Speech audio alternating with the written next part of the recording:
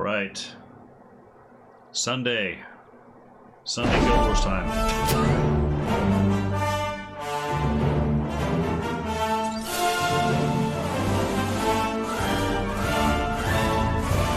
And Kremlin is on it. It's waiting, lurking. Welcome in, Kremlin. How are you doing? How are you doing today? Congratulations on getting first. Dargus. Boy, you're now second best in the family. the race is officially on now. You know, it's funny. Part of the reason I added first, second, third is, you know, people were using like the jump scare, the Freebie Honey guitar riff thing a lot to announce their presence, which is cool, but at the same time it was starting to get a little old. It's like, you know what, I feel like adding some new stuff. Now, having said that, who came in yesterday? Was it oh, I think it was Dawnbreaker. She showed up in my Detroit Become Human stream yesterday, and she says, I've had that song stuck in my head for months because of your stream. I felt a little bad about that, actually. Oh, and Dargus is here in pre-searing. So, what? Oh, it wants to trade. Okay, hang on. What's this? No, I'm not. I'm not going to be taking pumpkin pie. I don't know exactly what I'm doing with this ranger character yet. Oops, I didn't mean to click and move. What I was originally thinking of doing was, I still have Eye of the North stuff to do, but I've kind of been traveling with Dargus. We've been doing Eye of the North stuff together, so I figured it's like, you know what? Until Dargus gets on, maybe I will do a little bit of, you know, pre-searing farm, because it's nice and casual and everything. And yet, here's Dargus. He's already ready to go. This is actually my ranger character. I've talked about this a little bit on stream.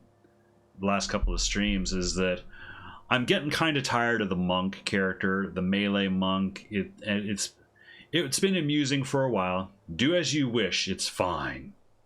It's fine. Well, this character, I was sort of going for LDOA. You can already see she's level 16, which is about when you want to start turning in quest rewards, because level 16 is a really rough one to grind out. Get level 20, leave, finish prophecies, and go to Eye of the North. It's possible. I am, however, still committed to finishing Eye of the North on the monk character. So I'll tell you what. Let's here's my plan. Is I've got my quest log here. I've got all these things completed. I'll go around. I'll turn them in. Let's get this character to level 17. Or let's turn in these quests, get to 17, or see how far it takes me, and then we'll switch over to monk and continue Eye of the North stuff. Level 16 is the worst one. It's the time to get request rewards. You had 0 quest, 16 hours of farming. Yeah, because the thing with level 16, as I understand it, Blood haven't even finished Eye of the North and got bored already. Blood bored of Eye of the North? Full disclosure, I love Eye of the North. I mean, it's not a great story, but I love, like, the dungeons. I like the PvE skills, I liked all that stuff. The only really kind of bummer thing about Eye of the North, there's two sort of bummer things about Eye of the North for me. One, it's short, but two, you're seeing Guild Wars 2 come out of it. And of course, that's by design. That's what they made that expansion for. But it's kind of like, ew, you got your Guild Wars 2 and my Guild Wars 1. You got your Guild Wars 1 and my Guild Wars 2. That sort of thing. So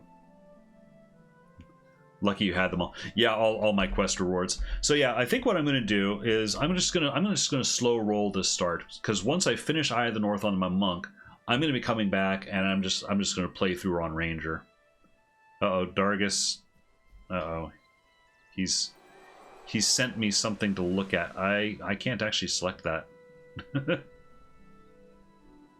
Sorry there, Dargus. Up, there we go.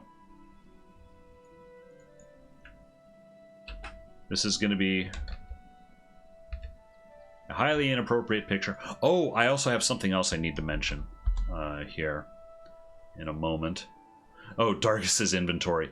Yes, pre-searing inventory is a issue. This is what mine looks like currently. I've got stacks of the stuff that stacks, and otherwise, not much else. So yesterday, admittedly, a bit of Guild Wars 1 and my Guild Wars 2 would be an improvement. So, almost as full as mine. I do have a little bit of space. So there was something I wanted to mention is yesterday's Detroit Become Human stream was a hot mess, honestly. A number of things, a lot of bad choices made by me in the game, but the overriding theme of it, and it just kept popping up, was that I recently switched from using Nightbot as my moderation, my robot moderation, to Stream Elements, and it turned out I didn't have the Stream Elements bot dialed at all, so it was deleting people's messages just left, right, and center. It was especially picking on, I think, Jeff initially, and then Mythical Monkey when Mythical Monkey showed up, and it started picking on. So I got some new followers. It started picking on new followers too. And it did not pick on Dargus. I looked at this, and there's a reason it didn't pick on Dargus, is because I had pre-filled out a list of regulars on it. So Stream Elements was kind of ignoring the regulars, and it so happened that I didn't have Jeff and Mythical Monkey in the list of regulars. So that's why Dargus was seemingly immune. Now, last night after the stream, I was quite upset at the Stream Elements bot, and I was planning to take it to the woodshed. However, there are some things on the Stream Elements bot that I do like. I did notice that the Stream Elements chat moderation were set at minimal, and I can just completely turn them off. Which is what, and I went back and looked at Nightbot's setting. And the way I had Nightbot set was, yeah, everything was turned off except for links. People can't spam links. Or the only people who can put links in chat are regulars. So if you want to put a link in chat, it's fine. I need to make you a regular first.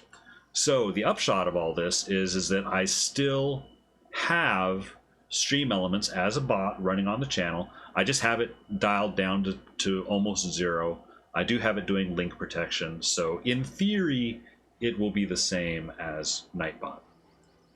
Now, again, I don't know. We'll see. If it starts nuking people today, I may indeed have to finish taking it to the woodshed. So anyway, that's where I am with the bot situation.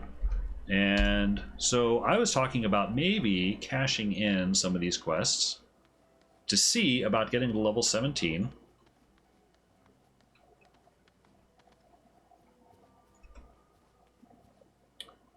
And I don't even remember what some of these are. Sandra Elik, oh yeah, her brother Orion, who's one of the henchmen.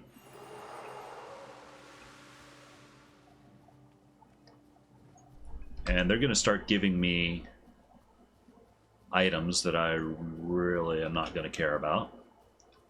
But yeah, the plan is once I finish Eye of the North, I'm going to roll onto this character. And I haven't decided how... I want to do a little bit of Iron Man with her. I mean, she's already not Iron Man. She's using the bonus bow. I've got the Imp. She'll be LDOA. She'll be level 20. So it's not going to be pure Iron Man, but I do enjoy some of the Iron Man challenge. So I don't know if I will do like henchmen only, or what. I'm still TBD on that stuff.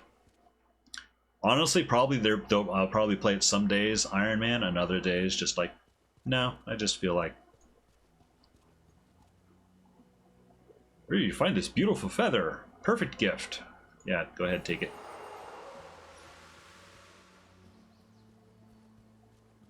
I'll probably play some days, somewhat Iron Man, other days, like, Henchmen only, and other days, like, screw it, I'm gonna go grab heroes. Mesmer stuff. I am not going to be a Mesmer. I do need to decide... Oh, wait, there's a guy over at the gate to turn in quest.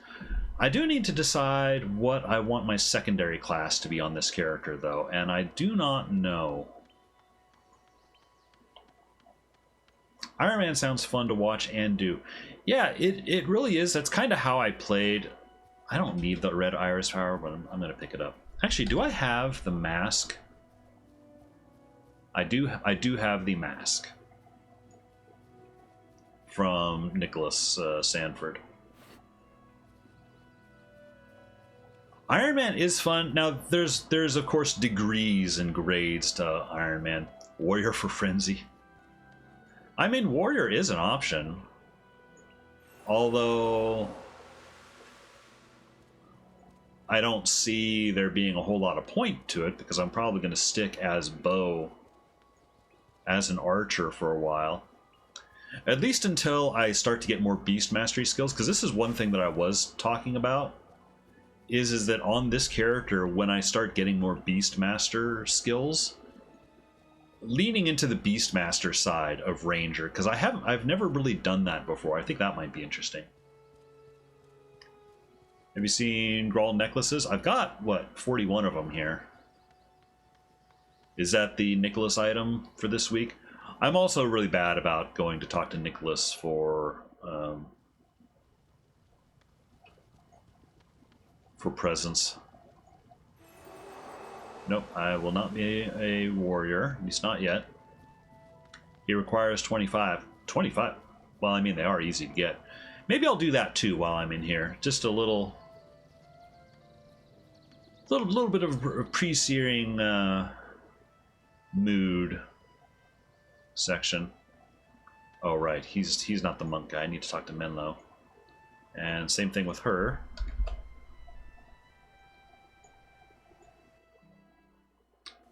Wait, your third item? I think is what it is. I'm not sure. Where's Menlo? Menlo's back here. There he is.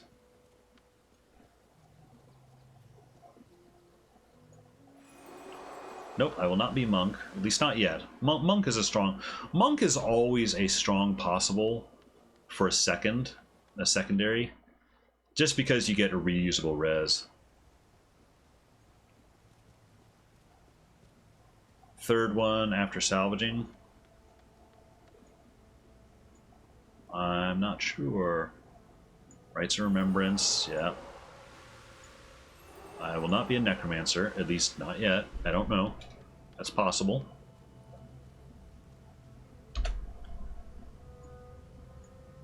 Let's talk to... I'm just going to go all outposts and...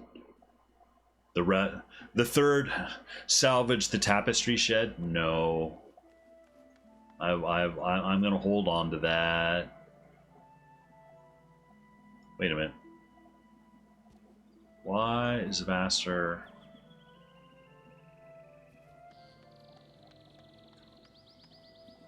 Oh, you know what? I can do a short single run farm here.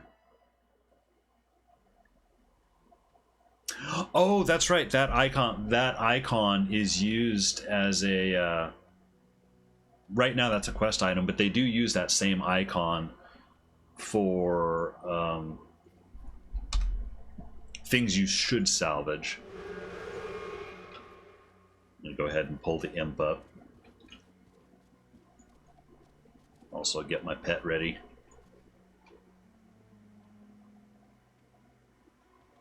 Go on, Wolf.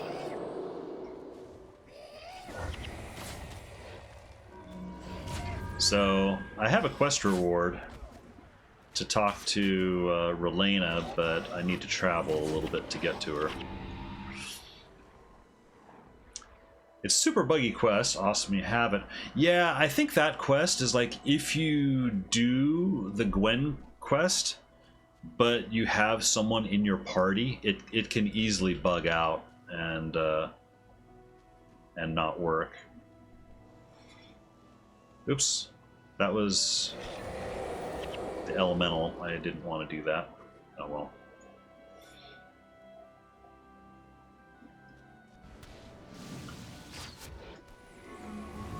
It's insane how easy it seems to be a ranger compared to me as a necromancer. Struggles so much with the bandits.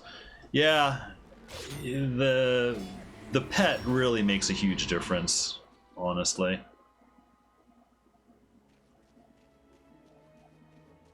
And of course the imp, you know, the more distractions you can throw so they're not attacking you. If one of those bandit raider guys gets on me, then yeah, I sort of need to... I need to keep my troll juice flowing, as it were. Which, I mean, I can heal through it. Unless the fight goes on too long, but...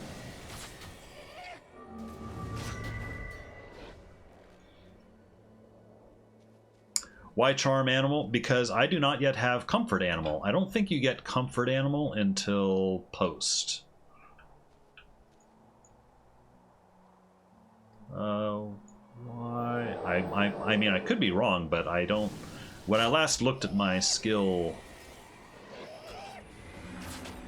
Although, you know what? I may have just embarrassed myself. You know, it's... Maybe I do actually have it and just never...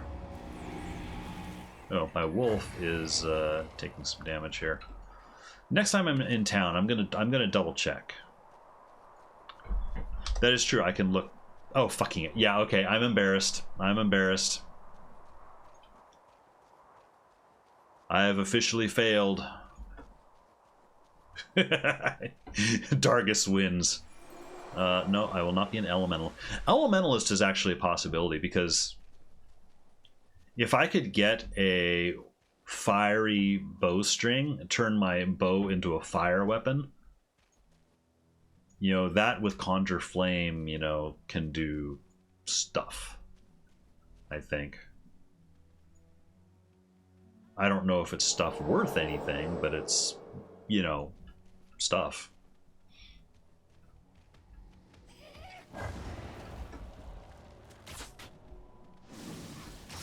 Yep, the bandit's coming for me. Oh, nope, he's on the pet. Okay, we're fine.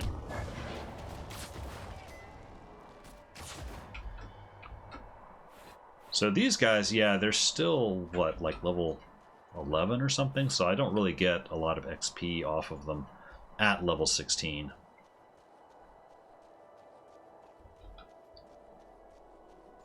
This is sort of the Farmer Hamnet run that I would do. I've seen a number of other people who would only do like just the first two guys that are right outside Foible's Fair. I like to go a little farther in. It just makes it a little bit more of a fight. Not quite as much just rezoning. Mindless rezoning. Only the first two in Resign. Oh man, yeah, that's... This holds my attention slightly longer than that. There are some truly weird badgers in Guild Wars. It is a very beefy badger here. Alright, let's take a look. I don't know if I have something to turn in at Fort Rannoch. Took 4 nights of heavy farming with... That's right, because you said you didn't have the any quests to turn in, so you just had to do it the hard way. That's rough, buddy.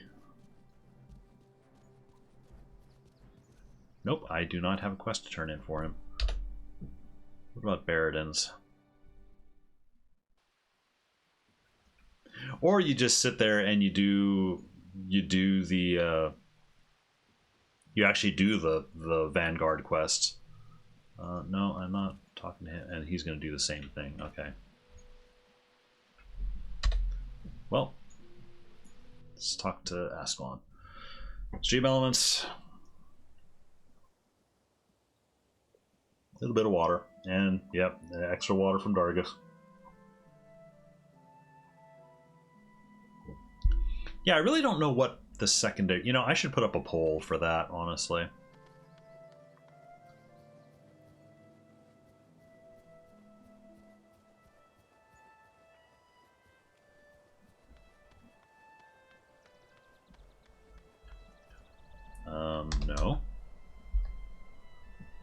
Test of marksmanship. Oh, okay. Egg hunter. Oh, I've actually got quests here. I haven't done. Shoot. All right. Yeah, I think let's think about the benefits of each class which add to the ranger. Speaking of, I have a skill I need to change out here. I really can't believe I got all the way up to level 16 and didn't look to see if I even had comfort animal. I am never, as a ranger player, I am never going to live that one down. Oh well.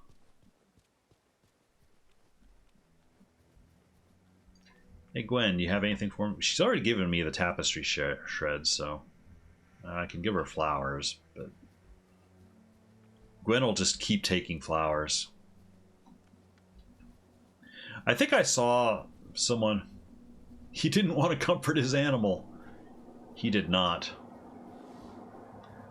I think I was talking to, I forget who it was. It was someone, it was their first playthrough of Guild Wars 1.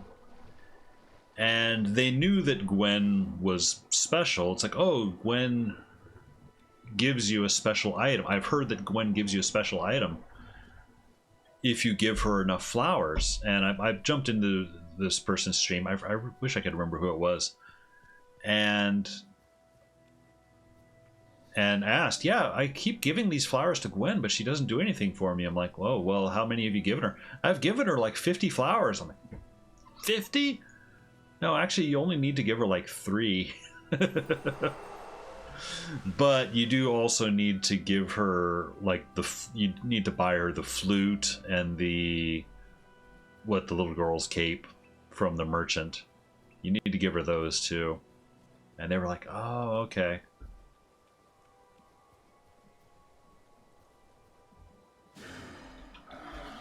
Beg your pardon?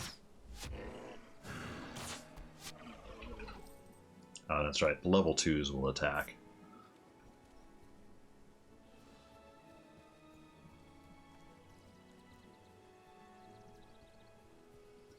And goddamn, if pre-searing isn't still just incredibly relaxing to just kind of cruise around in.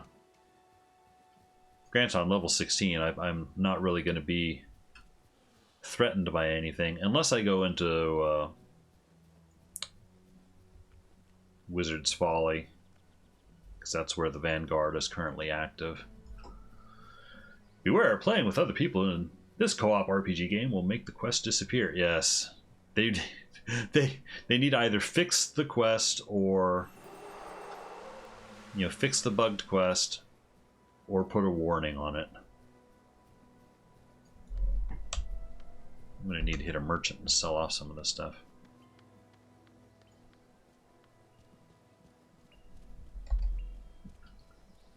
So, recover the strong box, poor tenant, follow the... Fine. I'm kind of amazed some of these... Okay, the orchard, this one makes sense that I haven't done that one, because once you do that, it's an immediate quest turn in. Okay.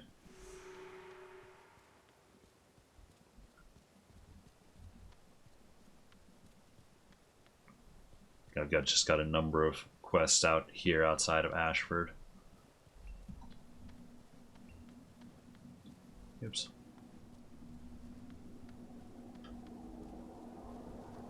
Also, there's a merchant here.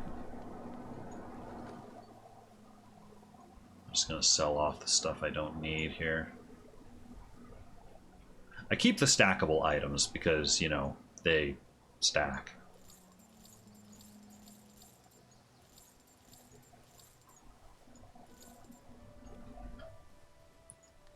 The egg, since it's a quest item for now.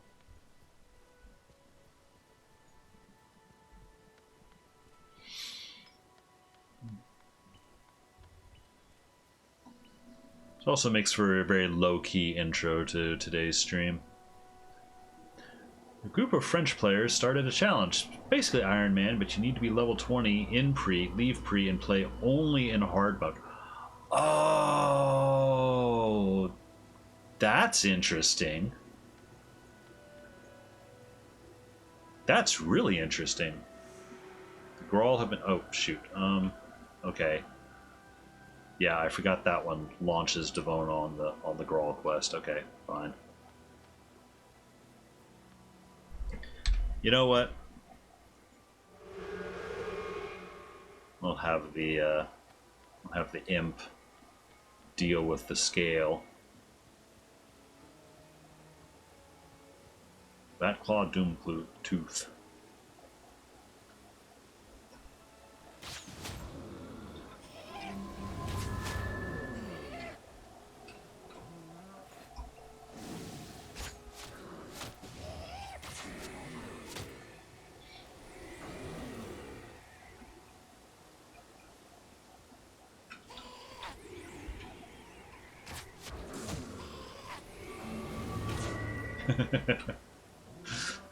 Trying to just even get in one shot before the imp fires is...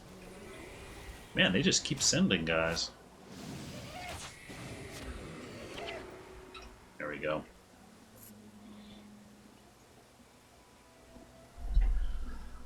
One of them was farming a Mesmer boss for so many hours in post-Ascalon, and I said, haha, if you loot a tome, reach level 20 in pre. Took like 300... Jeez. Can you get Baradins? Yep, I can do that. Opposition to the king. Oh yeah, go out and bug people in Baradins County.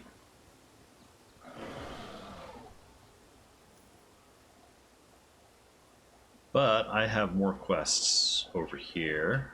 Pitney and Miller Upton. Oh yes, the honeycomb, which I'm not going to take a chance with. Let's see. Help get rid of the bees, right? Okay. So the bees. It doesn't happen often, but the bees can get stuck on the bridge. And the fix for it seems to be going underneath the bridge. They allow themselves henchmen, but they get wiped in the first missions with poor armor and builds. Yep. I could see the first missions being annoying.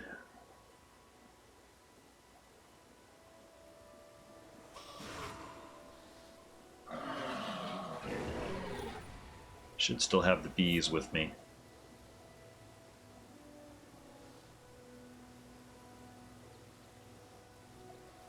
Poor tenant. Quest updated. Oops. No, no. Get the coins, please. It's been like 2 weeks now. Reached the southern Shiver Peaks today after 50 hours. I just became the first 3-time champion.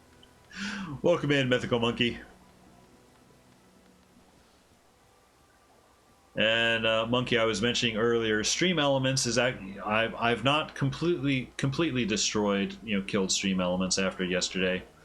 I have dialed it back, so it should be doing about the same that Nightbot was doing. I realized that some of the settings were a little too high.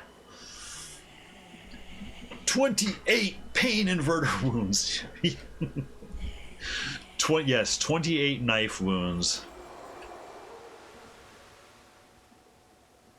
Man, yeah. Killing Connor yesterday, that's going to be a thing. It's going to bug me for a while. Okay, worm problem. Missing out so many cat pictures on the French channel of your Discord. Oh, okay. Yeah, I need to tune into the Discord. I've got my own Discord. Oh, actually, thank you for reminding me. I almost started a pet channel in my own Discord because anyway, do you care what I was doing today before stream? We only do it once a year. It was time to bathe the cats. So I had some wet cat pictures. Unfortunately, the pictures weren't very good. The cats really didn't feel like posing for the camera after they'd been soaked. So it's like, these aren't very good pictures.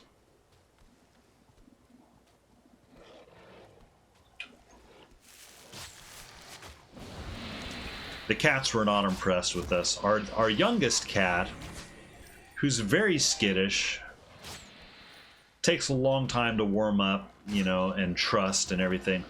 Oh, she felt so betrayed. We felt so bad. She was yowling and crying like you wouldn't believe. The other two were like, oh, we're doing this again? Okay, whatever. They put up a little bit of token resistance, but nothing, you know, nothing major. I mean, the youngest, she'll be fine. You know, give her an hour, let her dry out, you know, and then she'll, as soon as food comes around, she'll be like, oh, that's right. You guys give me food. Okay, I remember now. I love you. That will be her, so. Someone has stolen my prize Moa bird. Make matters worse, tracks seem to indicate whoever took her to the catacombs. Okay, that's the catacomb quest. I don't know that I'll do that right now. I thought about squish that cat.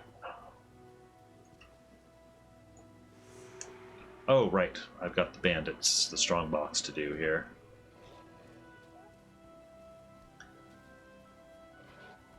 Yeah, she doesn't really squish all that well. Actually, no, I take that back. She does. She's a very squishable cat. She's very round. She invites squishing. Oh shoot, that was horrible.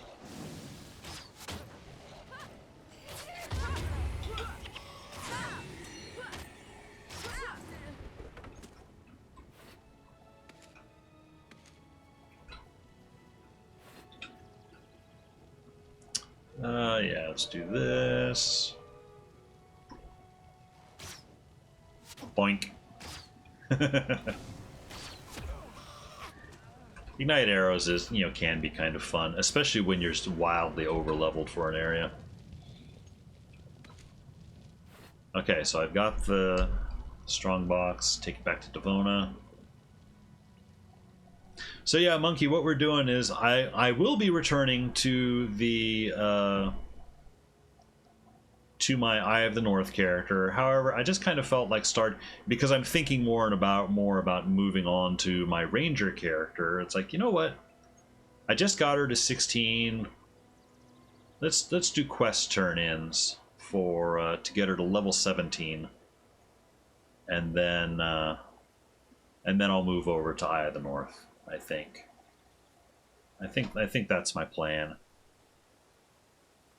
Because I will still finish Eye of the North on my monk, but I think the minute I finish Eye of the North, I'm going to return to Ranger. I just feel like being a Ranger again, honestly.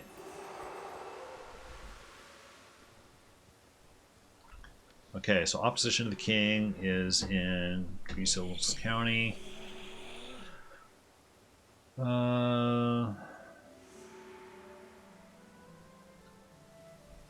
Talk to Grasden.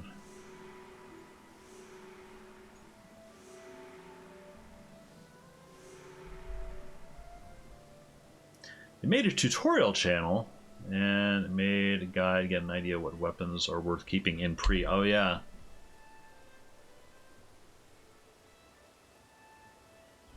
I could map, but it's almost not worth it. All of these quests, I don't think they're actually going to take me to 17. They get me close. They'll probably get me about there. I mean, it's still a significant improvement. I won't have to grind nearly as much. I will not sit here and grind on stream, at least not today. You know, I plan to sort of keep working on her a little bit off stream. I kind of want to get her within striking distance of LDOA by the time I start, you know, actually moving on to her. I had 17% half casting time staves, bows with damage. Oh, nice.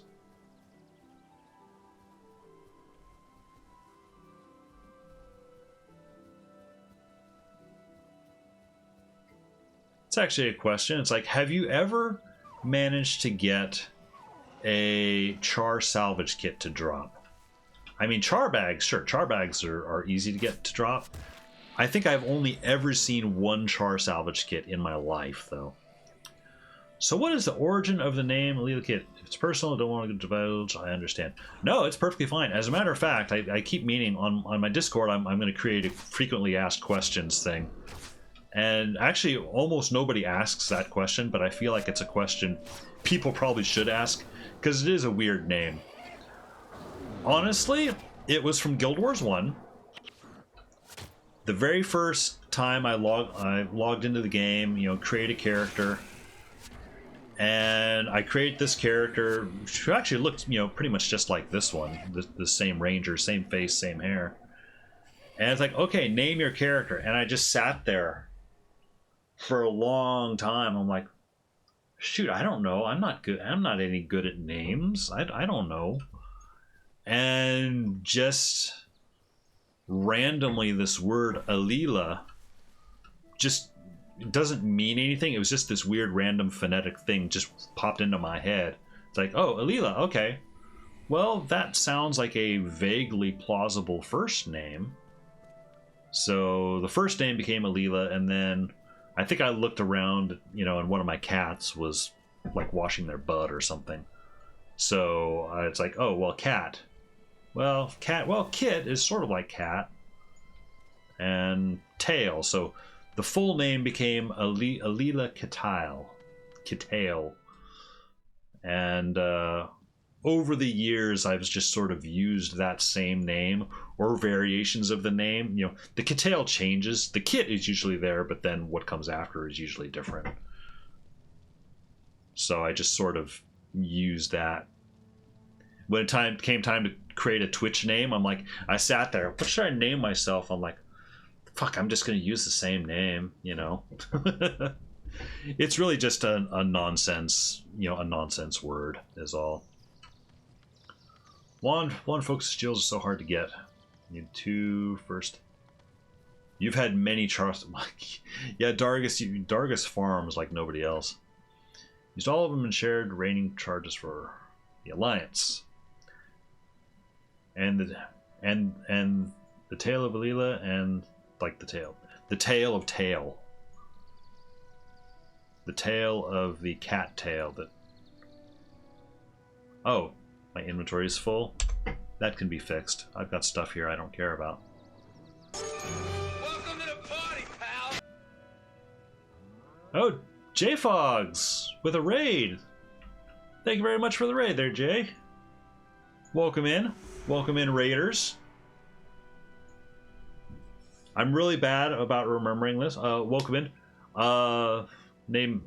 It's actually funny you just raided. I just got finished telling the story of my name, you know, such as it is. The short version is, it doesn't mean anything. It's just random nonsense that popped into my head when I created a character in Guild Wars. You know, what, 20 years ago, whenever the game, 17 years ago when I first started playing the game. Long time Guild Wars 1 player. I took a 10 or 12 year break from it. Recently came back. I'm doing a fresh playthrough. And actually what you're seeing is I'm on a ranger in pre-searing, you know, sort of somewhat working on legendary defender. This is not really the fresh playthrough character. I have a monk that has been a little bit of an Iron Man character. I took her through pre-searing, I took her all the way through prophecies, and then moved to factions, took her all the way through factions, then Nightfall. She's currently in Eye of the North, and Kasha is going to fight some Grawl over there.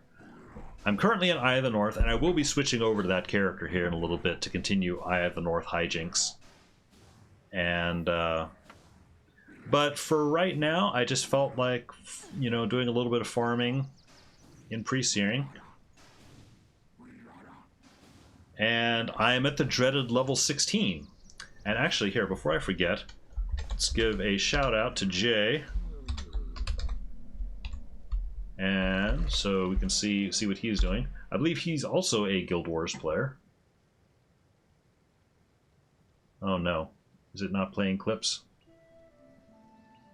Oh, I'm sorry, Jay. I usually have a little clip player that plays clips of streamers. But anyway, Jay, that's a name I recognize from the Guild Wars community. So, welcome in. People give him, check him out. Oh yes, I also have this other quest: opposition to the king, and talk to other people. Yeah, they get timed out. Oh, I've shout at it. Well, I did fix stream elements now, so now if you click on his if you click on that link, it should actually, you know what? I'm gonna click on it and make sure. Yes, it did in fact take me to his page, which I am actually not currently a follower. Why am I not a follower? I will follow. There you go, Jay. Just got a free follower. And I'm going to talk to... Oh, wait. Did I already talk to everybody about opposition? Okay, I did.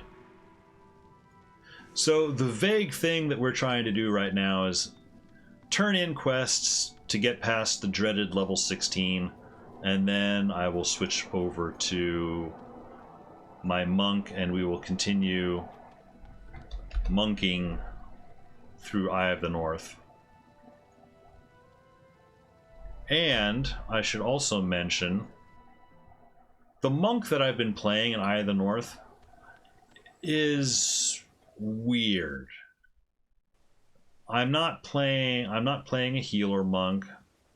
I suppose right now I'm sort of playing a smite monk, but for the longest time I was playing her as just this really goofy melee monk, and I'd alternate between being a warrior secondary or an assassin secondary, but always sort of doing the same, I'm a very stabby monk.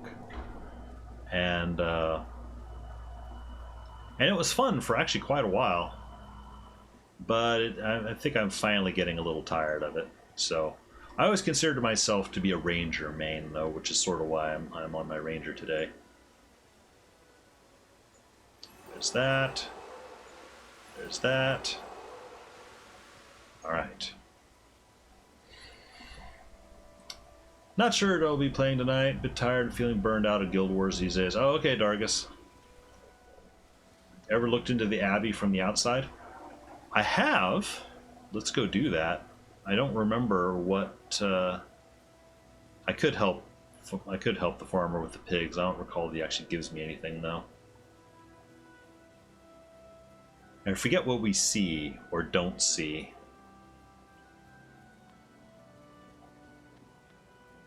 Do you even see the cathedral? Oh yeah, there it is. You don't see the people. Specifically towards the Duena statue. Oh, what the hell? There's a spirit over there. I have never noticed that.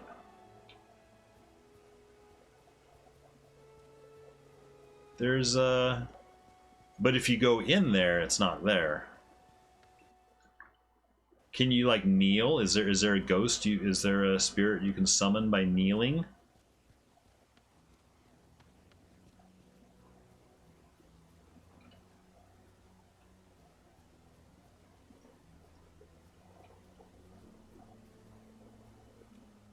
It's actually a Piero hidden in the grave. That would be funny if you knelt at any of these, and oops, pressing buttons. A random ghost pop up. Like, why did you wake me up? Nope, no such luck. Well, let's see. I can go talk to Ivor.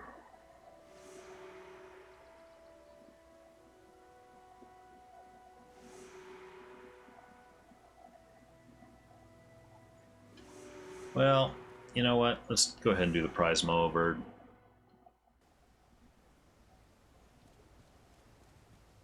I think I've actually also done the quests that will trigger Prince Rurik's attack at the gate now, too. There are Toon King Edelwerns in Ascalon, though. Are there? You know what? I'm impatient. It's like, oh, let's just get the imp out.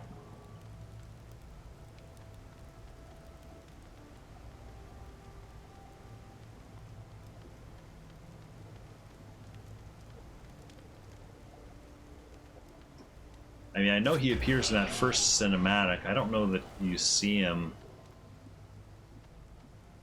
Oh, that's not the way.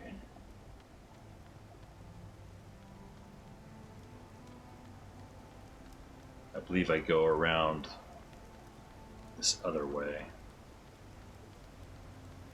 Yeah. Pretty sure.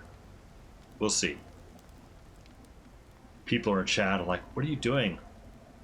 The prize moa bird, it's a classic quest. How could you possibly forget where to go? I don't know. I haven't been in pre-searing for a while, actually. Specifically this quest.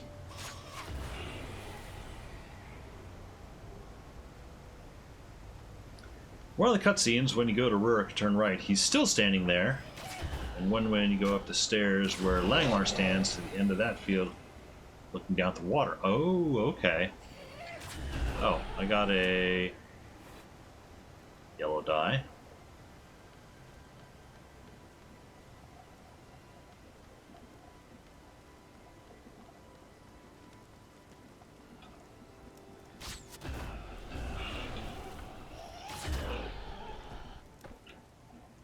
I gotta be honest, this is actually taking a lot longer than I thought it would. I thought, you know, turning in these quests was going to fill up that meter a lot faster, but it's really not.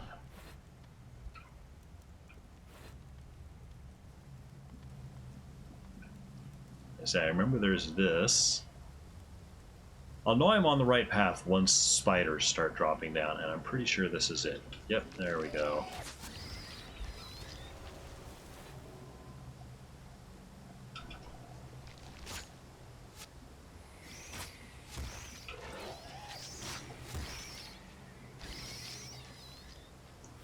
What's the red Ebon Vanguard indicating?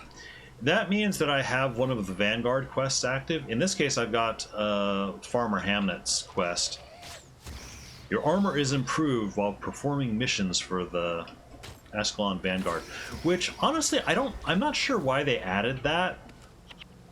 I feel like it would have been more fun to, like, okay, you're level 10 now. You can do Vanguard quests, but you still need to deal with your regular armor. I don't know what the armor buff actually is, but I mean, it's not like they're throwing level 20 enemies at you. So, when was that introduced? Oh, it was a long time ago. Whenever they introduced the Vanguard quest kick in at level 10. And allows you to... You can do the quest to turn in for like 1,000 experience, or you can actually farm the mobs that it spawns. Do I need to go... I think... Yeah, I need to go this way. Vanguard Initiate, yeah. What I discovered too late is gets over your armor insignias, likes to remove them. Oh, does it? Stream mounts water already? What the hell? Okay, water. March 3rd, 2011. It means you have 40 armor currently. Okay. Oh, you never stayed in pre-searing too long? Pre-searing is just, yeah, it's sort of a very relaxing area to hang out in. But admittedly, once you get up to a certain level, there really isn't a whole lot to do. when you get to like level 9 or 10, there really isn't much to do. Even grinding char, that sounds weird. Grinding char sounds wrong. Dirty mind. Oh wait, there's another one? There we go. As fun as it is, you know, to get like char bags and such, you know, once you've got that stuff off of the char bosses, you know, it wears out its welcome. Level 17 increases your armor to 55. Sad thing, it makes armor and insignias useless in pre. Yeah. Armor gained through bonus on weapon work, but armor insignias don't, which... Guess which insignia you have on your Necro. I'm gonna guess the Minion Master one? I mean, I know I was playing Guild Wars 1 to the Guild Wars 2 release. In 2011, I was working on Hall of Monument stuff, yeah. As were we all. Lakeside County. That was Talk to Devona, wasn't it?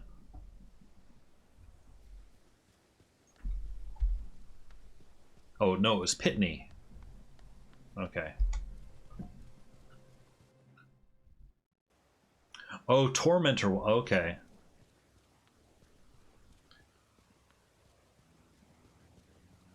Tormentor ones keep the survivors.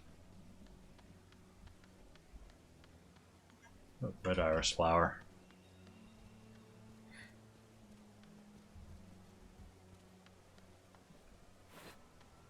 Now my poor pet is still at level 15. I've been playing for 1 hour. I've been in pre-searing for 1 hour already. I thought this was going to be quick, but you know, it's fine. I'm turning stuff in, clearing quest logs. Wait a minute. Our precious bird is dead. Oh, my inventory is too full. Well, let's drop stuff I don't care about.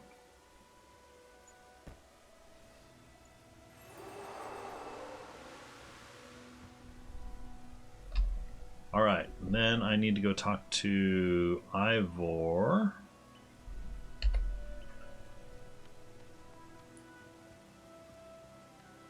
Level 17 warrior has 70 armor and pre.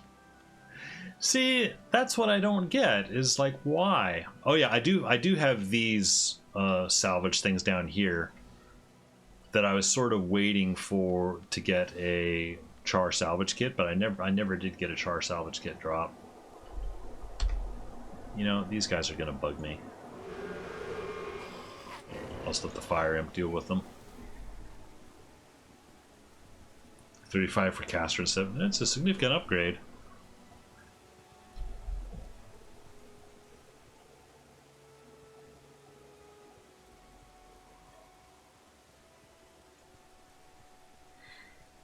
I'll keep my character in pre, so if you need, I can store pre stuff before you leave. I don't know what I would want to keep in pre. I mean, I suppose I could, you know, toss those armors, you know, to you. All right, where's Ivor? I know vaguely where he is. He's not too far away. I do need to twist around a little bit to get him. I'm not going to bring the imp out until I get past all the devourers, though. The devourers are harmless.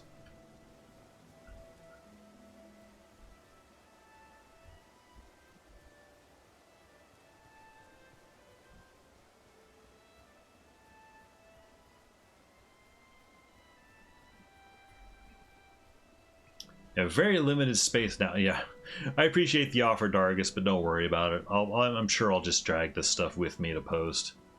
It's not important at all.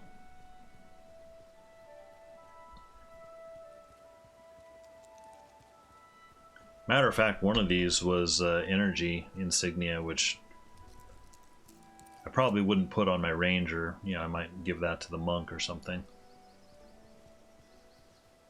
And limited space now. Oh, another picture of your inventory, I'm guessing.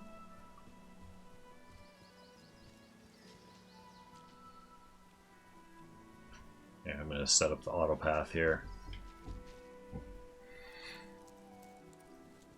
Oh jeez, it's a picture of yeah, it's a picture of Dargus's salvageable armors that he has in his inventory. He's got a lot of them.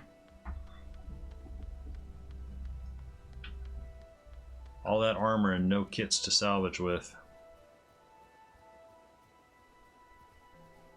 Maybe that's what I rebrand my name. Instead of Alila Kit, this nonsense word, I change my name to Salvage Kit. Then everyone will know. They're like, oh, Salvage Kit. You play Guild Wars, don't you? And I would still have the kit in the name. Alright. I have been thinking vaguely of rebranding just because the name is kind of weird, and there for a while, you know, I did sort of enjoy whenever I followed a streamer or rated or whatever, they'd have to thank me. They'd be like, "Oh, thanks for the follow, Lila." You know, the way they would twist themselves into knots over the name, which was pretty funny. But at the same time, it kind of gets a little bit old. Lovely the kid. I don't like Dargus anymore. Oh, Dargus is fine. It's, you know, compared to my name, it's easy to say. It's memorable. You know, it is important to know who you are. Sometimes I have Segrad, it's reversed. You know, that's actually, so what would, okay, that's actually another thing. Alila, I think that's another reason why I sort of liked Alila, was that it switches, you know, I forget, was it palindrome? You know, when it's the same forwards and backwards. The last name is the is where it gets tangled. Nope, inventory is full. It seems to me, I did go onto Google once years back and I looked up curiosity. Did I pick a name that is like, that means something bad in like a foreign language or something? So I just went to Google and I typed in Alila, and no, it's fine. The only hit that came up was, I think, in Hawaiian. Alila means lonely or something, or alone, which is like, okay, I mean, I suppose that's a little sad, but it's not bad or offensive or anything. You know what? Imp, pet, deal with my troubles here. Thank you.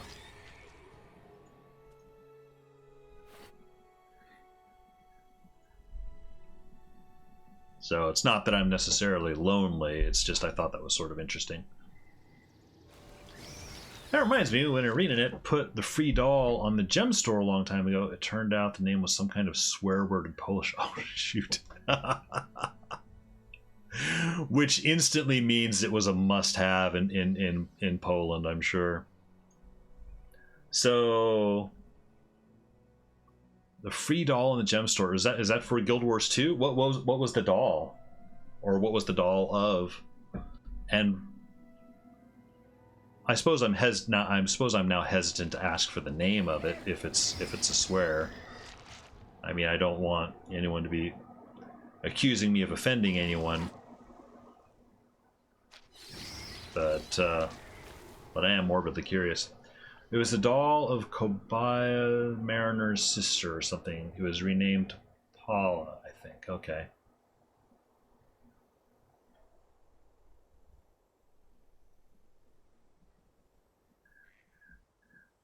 Yeah, words, man. It's funny. You think about that, naming a character and then realize like years later or something that's like, oh shoot, that's actually, you know, maybe in English it's perfectly fine, but in a different language that's like a really, really bad thing.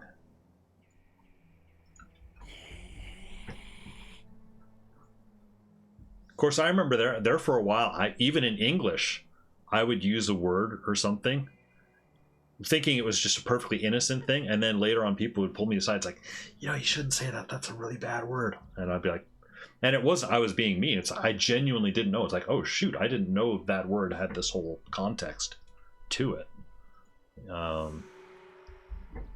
Wait, Mary? Oh, that's right. That's right. Inventory's full again. You know, no maliciousness intended. I am genuinely that clueless. You know. Choose my next drink. Coke or beer? Well, what is your blood alcohol level at currently, Dargus? I suppose that's the... Oh yeah, I did actually walk in. Okay.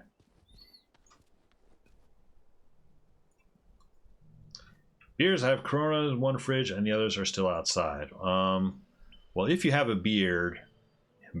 if you have a beer, get one from the fridge. I myself do not drink beer, so I'm not an expert in beer. But I would generally recommend cold ones. Myself, I am more of a Coke guy. I was very tempted to have a Coke before stream, but then I would end up burping, you know, through the whole stream. Which, admittedly, I have done before. But I didn't want to be doing that today. Second profession. Aslan City. Oh, I guess I near... Low probability. I had 3 beers, therefore beer it is. Oh boy. I feel like I need to go check. Okay, so I need to choose a secondary profession now.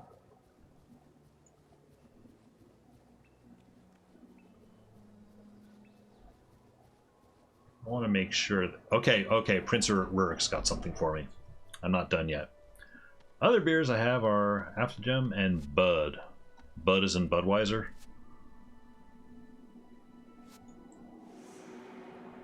Oh, I'm going back in the catacombs. I haven't heard of the other one, Bud or the red ones. I have not heard of Affligem. I don't know what that is. So, you know what? Here, I'm going to put up a poll in chat. I'm going to pause momentarily. You guys get to pick what this character's secondary profession will be. Let's see. Where's my control panel? Affligem are Belgian beers. Oh. Me not knowing anything. That sounds exotic. I'm in danger. I'm in. Yes, I'm going to put up a poll. You guys can choose what my secondary will be. I'm in danger of getting a seriously messed up secondary profession here. But you know what? It's a little bit of chat interactivity. I'm game. I'm game to do it. I just need to wait for my settings to load here. Manage poll. Oh yes, it shows me what my last poll was.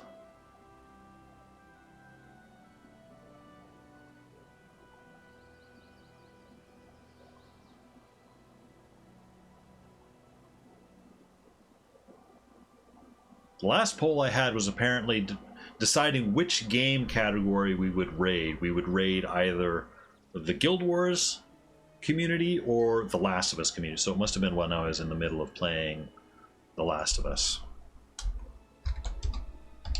So, secondary profession for Ranger. Let's see. Monk. Oh, another raid. Anna Maria. Oh, welcome in with the raid. Thank you, Anna Maria. You are just in time to participate in a poll. Hang on. I'm gonna enter in this stuff. I'm on a Ranger. Pre-searing Ranger. I'm working on getting Legendary Defender, which is getting to level 20 in pre-searing, which I'm not doing today. I'm tinkering with it a little bit And today. I love you, random citizen. Oh, to follow. ZZ, I guess. I'm not sure how to pronounce that, but welcome in. Thank you for the follow. Yes, I am playing Guild Wars. I play Guild Wars on Sundays pretty regularly. I have the idea is I'm finishing up a number of quests. I'm at the dreaded level 16 in pre-searing, which is generally when you want to start turning in quests, because grinding level 16 in pre-searing is really sucks. Clipped. I just said penis and French. Dargus, I cannot be held responsible for words in other languages. I'm just a dumb American, you know. I just say my words. I don't know what they mean in other. And I love you, random citizen. Cry Amaterasu for the follow. Thank you very much for the follow. Thank you, everyone. Yeah, so I play Guild Wars regularly on Sundays, and then I also play on Saturdays. I do variety games on Saturdays. I'm currently making my way through Detroit Become Human, which I played yesterday, and honestly, the stream was a hot mess. I managed to kill one of the androids, one of the fan favorite androids, actually very quickly in the story. So I'm racked with guilt over that. Also, I switched over to a different, moderation bot that started deleting everyone's posts. It was a big mess. So far, things are going much better today. So, oh god, Dark. So Dargus is learning me some French. So, but anyway, where I am right now is I'm turning in quests for Guild Wars 1 for this character. Level 16 is generally when you want to turn in quests because grinding experience. It is time to finally pick what secondary profession she will be. And I really have no preferences, because chances are I'm not going to really Think fast, chuckle nuts. I'm thinking as fast as I can, and I'm drawing a blank here. I've got 4 of the classes. What is the 5th class? What's the 5th class? I've got Monk, Mesmer, Warrior, Necromancer. Oh, what's the 5th one? I'm drawing a really horrible blank, and I know Chad is going to hit me over the head right now. Warrior, Monk, Necromancer, Elementalist. Thank you. Yeah, that's a big one. So I'm going to put a poll up for 5 minutes, say. Secondary profession for Ranger. And you guys get to choose my fate.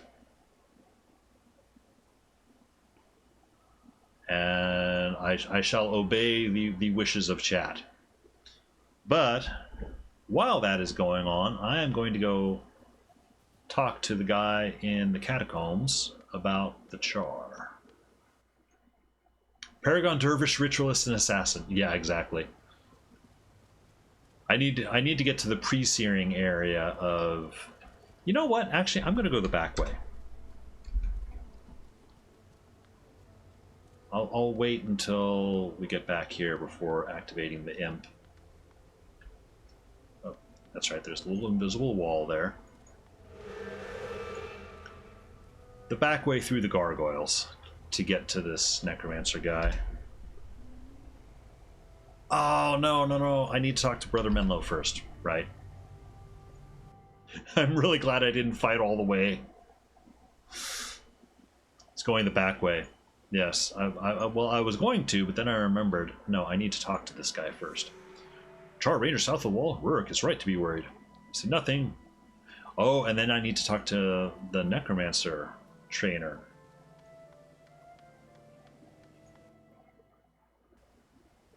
I'm doing things, so far out of order. But yes, as soon as I've turned in all these quests, Pain Inverter and Pre-Asquan. I assume you're talking about this. Is that Pain? No, that's I think it's one of the Ebon Vanguard wards.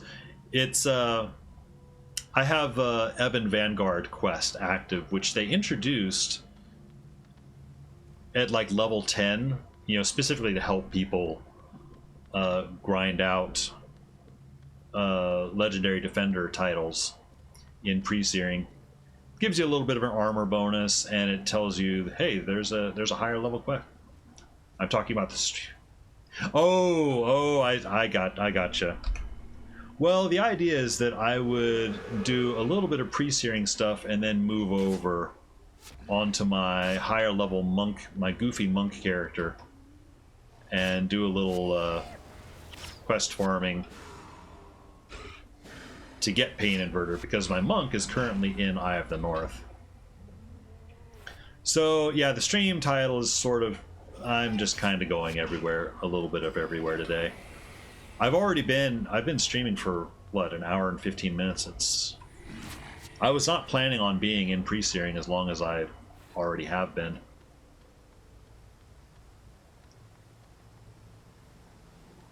Is this the way? It's a way. I don't know if it's the way. It's been quite a while since I've... The cat, Felis catus, is a domestic species of small carnivorous mammal. 1-2. It is the only domesticated species in the family Felidae and is often referred to as the domestic cat to distinguish it from the wild members of the family. 4. A cat can either be a house cat, a farm cat, or a feral cat. The latter ranges freely and avoids human contact. Yes, and one of my cats is currently avoiding human contact a little bit because today, as mentioned earlier, we bathed cats. It was give the cats a bath day, and she's not too happy with us. And actually, come to think of it, she was actually a feral kitten when we got her. And we weren't sure that she would ever warm up to us, and she actually did. And another is radioactive. The other one is no longer radioactive. Oh, here we go. That's a dead end on a certain quest. Now, newcomers may be asking, I need to... You mean feral kitten, like Lila Kitten? I am indeed feral.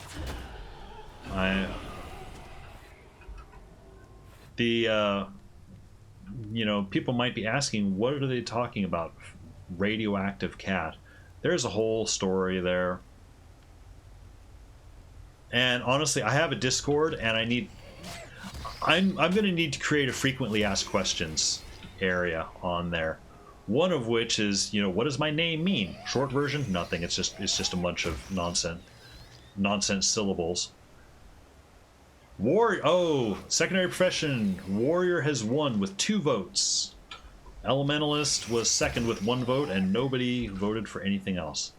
So alright, I'm going warrior. Now, I won't necessarily use any warrior skills. I'm just saying I will commit to the warrior secondary. So yeah, the radioactive cat story is one that I will need to put in the frequently asked questions area on my Discord, if and when I get around to making that. The short story is we had a cat, a Maine Coon mix, very large cat, who had a hyperthyroid issue. And you know, it caused him he was like losing weight and everything, and there are treatments for it, the simplest of which is, you know, you can get a prescription for him. Oh, I actually am going the right way after all that. And we did have him on medication for quite a few years, but there was actually a treatment, a more expensive treatment we could do that would be a permanent thing, which is to give him his thyroid, a dose of radioiodine. Essentially, it's sort of a little chemotherapy, which earlier this year, we had money. We had enough money. It's like, you know what? We have enough money. We can finally do that. Because his medication is kind of expensive. It's like, and we've been paying for it for years. Like, you know what? Let's just go ahead and do this, get it out of the way. He won't need the medication anymore. He's already on a number of other medications, so removing a medication seemed like a good idea. And so we did that. They gave him radioiodine. Now the radioiodine, it's chemotherapy, it makes him radioactive. So they needed to keep him in the hospital for a week, or almost a week, isolated, because he was too radioactive to handle. And then when he did come home, he was still had the radioactivity was still lingering, so we couldn't be around him for more than, I think, 30 minutes per day. And now this is a cat that likes to curl up in bed with us, so we felt really, really bad. But when it was time for us all to go to bed, we'd close him in the second bedroom so he couldn't get to us. Every now and then we'd hear him yowling like, "Roar, I want to come curl up in bed." But his radioactive days are over, but we still do joke about him being a radioactive cat. This was Prince Rurik, right.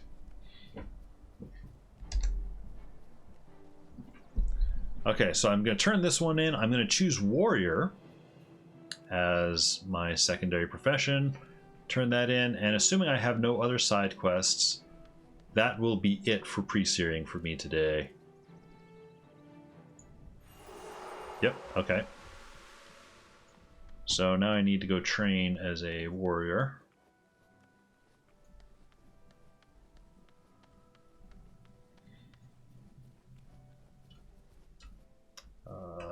Neymar. You know what, actually?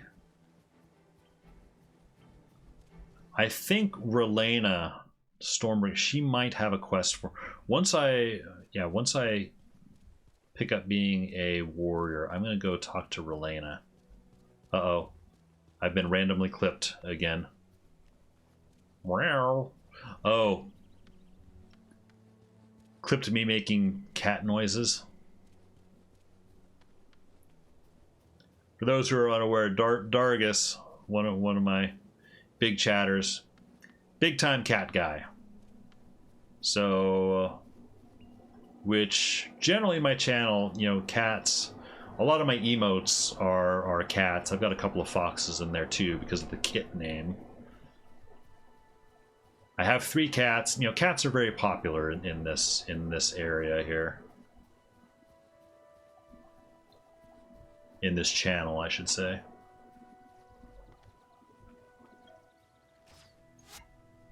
Oh, long spear, really? You want to fight? You want to fight with level 16? Yeah, didn't think so. Yeah, those last 5 emotes that Dargus just listed are mine.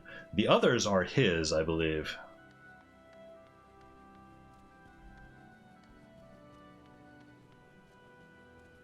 Or some of his.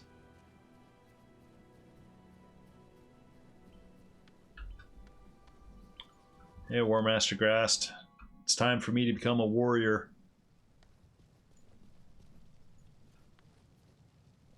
I would like to become a warrior. I have committed.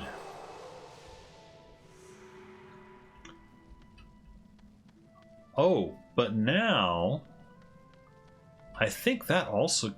Wait a minute. Why does Kasha want to talk to me? Why do these guys want to talk to me?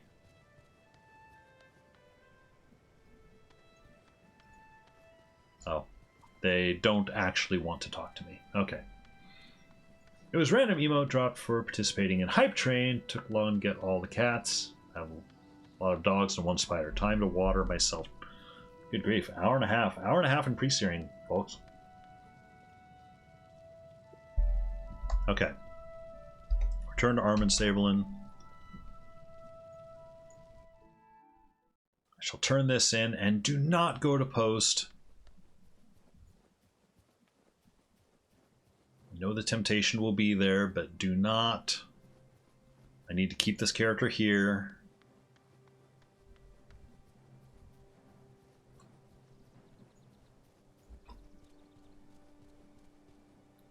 Chooses a second profession can be one of the most difficult decisions facing a young soldier.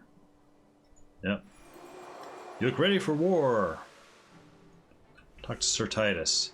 Yep, there's the mission thing, which I will not do. Oh, Jeff with the raid. Welcome in, Jeff. Wow, party of 14. Wow, Jeff, you pulled a big group today. Welcome in, everybody. Thanks. The chair gang. I need to cook up a raid message. I've made a couple on the fly in the past, but I need to make one I can actually set up. Well, welcome in, Jeff. Welcome in, everybody. Thank you very much for the raid. I am well. First, before I do anything, I'm gonna give Jeff a shout out.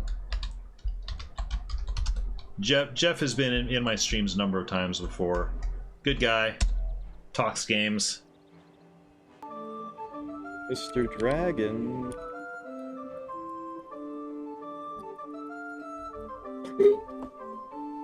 Yes. Do you want to use the dragon spell? No. Do you? Use magic. Lightning bolt. Dragon is not immune. Press next to fight. Okay, we killed him. Easy. Oh my god, we took like 33,000 damage. The orb is yours. 33,000 damage? Alright. May not look like much. That's the very first video game boss. Yeah, so what that game was, and Jeff, I'm sorry, you're probably going to have to mention the name of the game again, but that game, apparently, Jeff has the only, as I recall, has the only stream of it, the only stream completion of it. So you had 76,000 HP.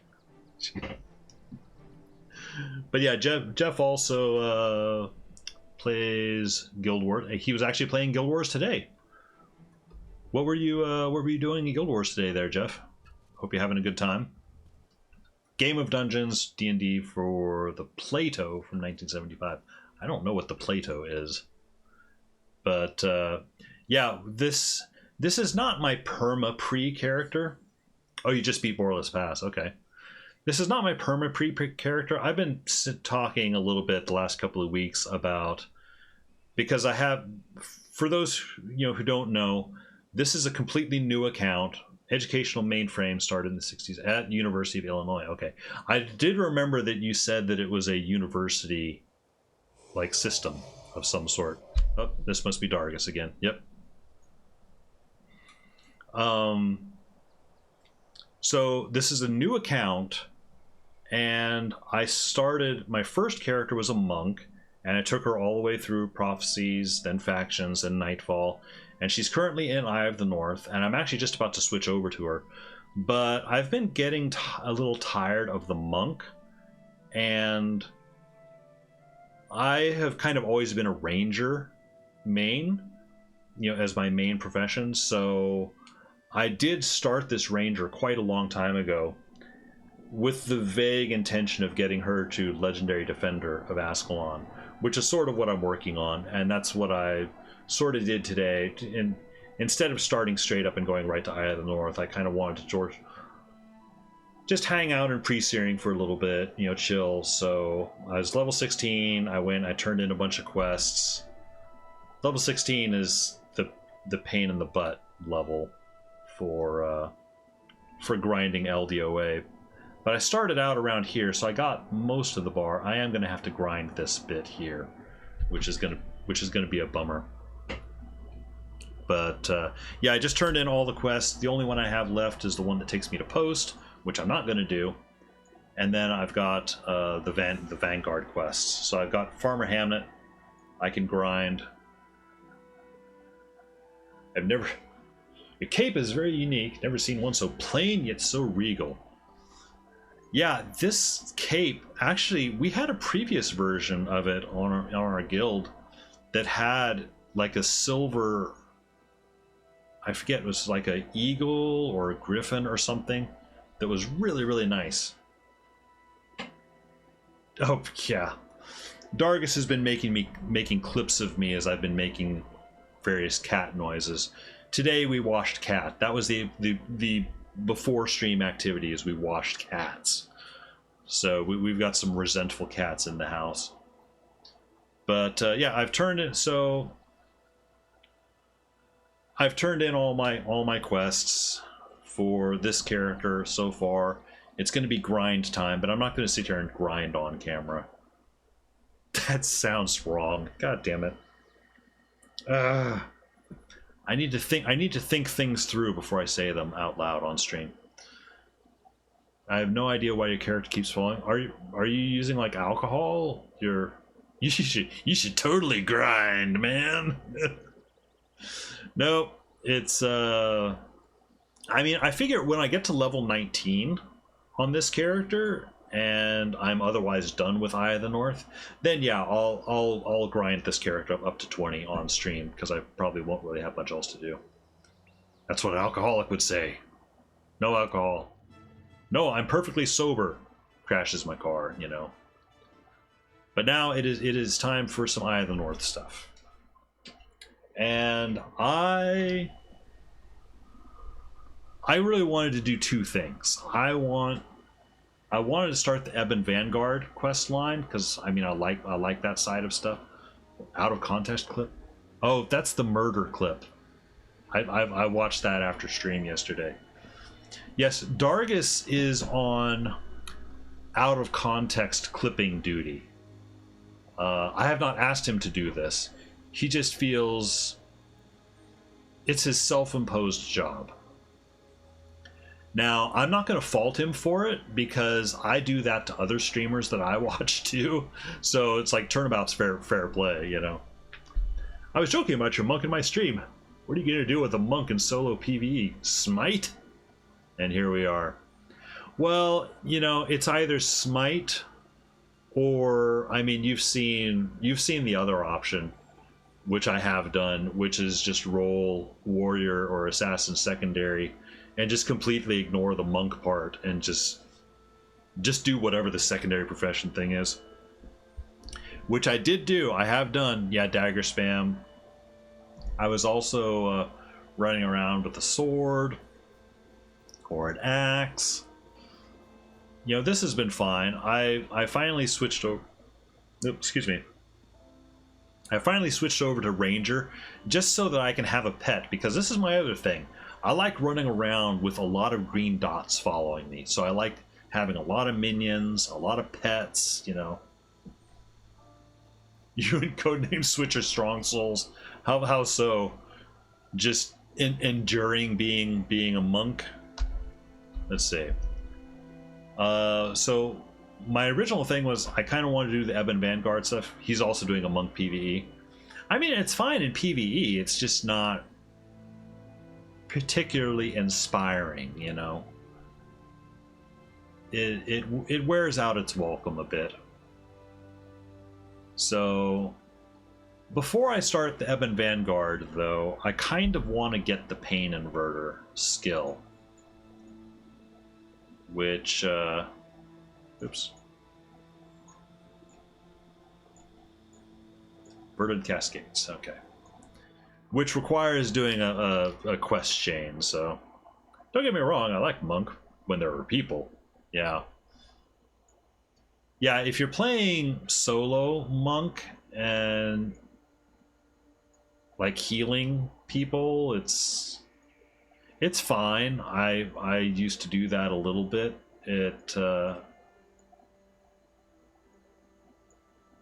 But helping people restore their life isn't super inspiring for me as a job. So let's see. I am going this way. We have these people now. Uh-oh. What? Dargus posting links. Are those all bots? They're all all on top of each other. What's your pet and pet's name? You know, I have not. The pet on this character is actually brand new. I think I only rolled to Ranger last week. I have not yet given it a name. Usually I give it something simple like Stripes. Oh, no. I remember what I did on my main account. Did all the white tigers there. Dunkoro, get it out of the way. You're blocking the white tigers.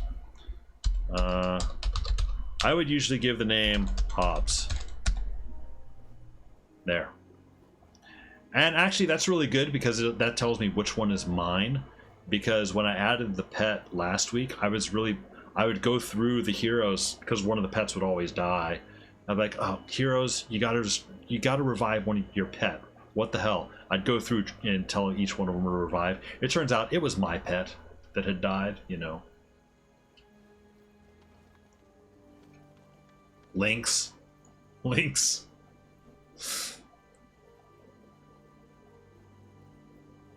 lot of people in the Temple of Balthazar. Wonder how the rune prices increase so quickly. Uh-oh. Is there another rune price war going on? So, okay, I've got this quest. I need to find proximity to target. I've got a side quest. I'm not going to pick that up. I'm focused, determined to get Pain Inverter, and that means finding this facet of destruction. So I need to wait for this to get red. Find out where the guy is. He said Lynx! My pet is a warthog named Guinea. It's only mildly stupid, I mean brave. Oh, no, we are still going the right way.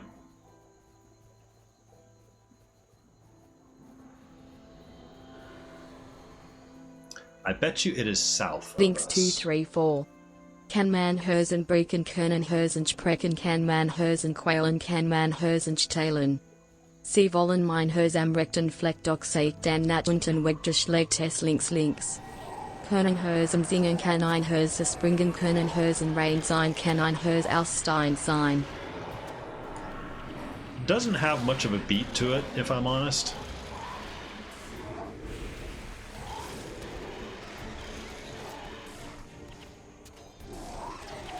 At some point, I will be adding a as soon as I get a piece of artwork that I like, I'll be adding a little avatar. Android doesn't sing very well, yeah. I'll be getting a little avatar that pops up when you use the text to speech.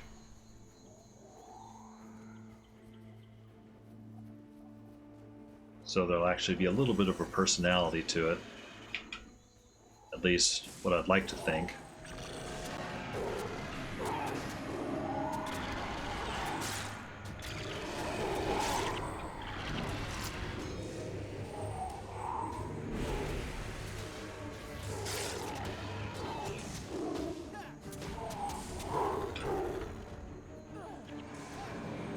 We'll see. Oh, fragility. Actually, I don't know if that was fragility. Connor will investigate that. Yes. Oh wait, he's dead. I did earlier today. I did jump into another streamer's, someone else who was streaming Detroit, and they were at that exact same story thing for Connor and interrogating that android, and it's like, you know what, I'm gonna watch. I'm gonna see what this person does. And their version ended almost the same. The android killed himself, but did not shoot Connor. So Connor survived, but the android died. So it was almost the same.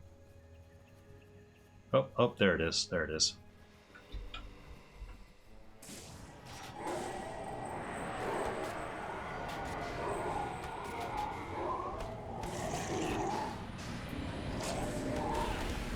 So yeah, I still feel pretty bad about, killing Connor off so early. But, I mean, I guess I don't need to worry about Connor hunting down Kara, at least. Yeah, and I had so many people like in the chat. They're telling me it's like, "Oh, Connor's my favorite character. I love him." So I was like, "Okay, I'm looking forward to playing Connor's story." Dead. Like, oops.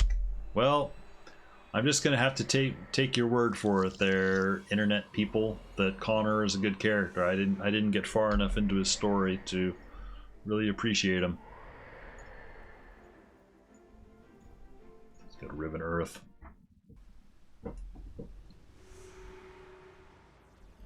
Look at those quests. Yeah, I got somewhere along the line. I got so many side quests. That's the other thing that I was doing on this account was, if I pick up a side quest, I'm going to do it. And that, I was pretty good about it until certain places in Nightfall, and then it started to really start to feel like a slog. But a lot of these are also Eye of the North ones, which are freshly picked up.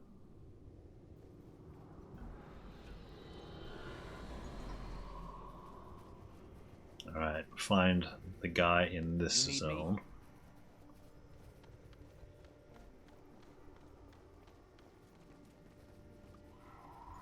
Just gonna go straight east. Where do you want to bet it's like all the way? It's over by Slaver's Exile or something.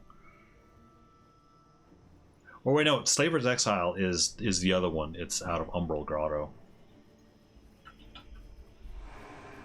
if I recall.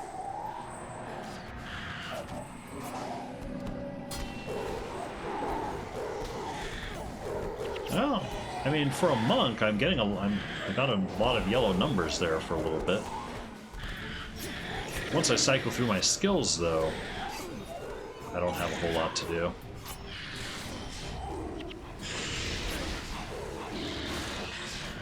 Oh, we got Angorodons. Yeah, shoot. I do not like Angorodons. The cat is similar in anatomy to the other felid species. It has a strong flexible body, quick reflexes, sharp teeth, and retractable claws adapted to killing small prey. Its night vision and sense of smell are well developed. Cat communication includes vocalizations like meowing, purring, trilling, hissing, growling, and grunting, as well as cat-specific body language. See, you also get an education on this channel, along with watching me die. When the numbers are yellow, yeah. When the numbers are red, yeah. Well, the minute you get Angorodons, really, I have a bad history with Angorodon, even in normal mode. They're essentially touch rangers. Well, not even rangers. They're just exceptionally violent touchers. They used Symbol of Wrath and no one was around. No one was around to get wrathed.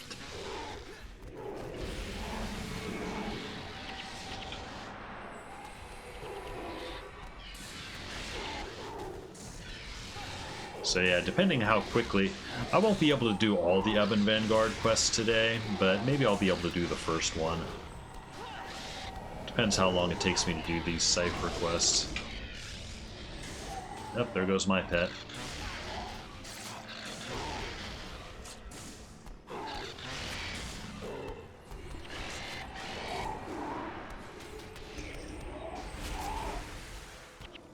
Okay.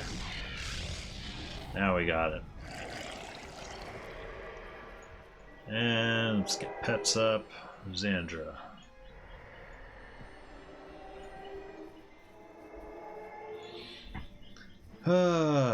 Education. Yeah. Dargus is like, I'm helping. I'm helping people understand cats.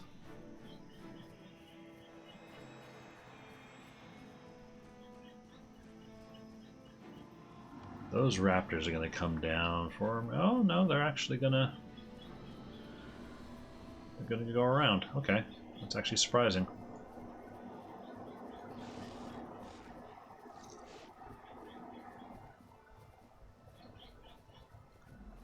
Yeah, I'm pretty sure wherever this divination thing is, it's going to be at the other side of the map.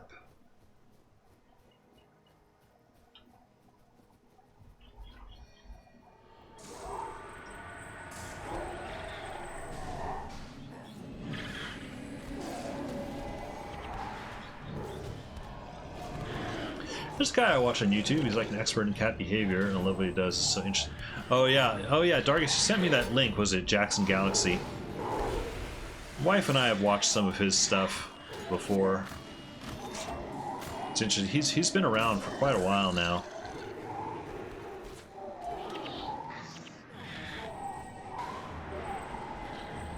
Imagine you're walking around, some little blonde chick rolls up to you with 6 white tigers.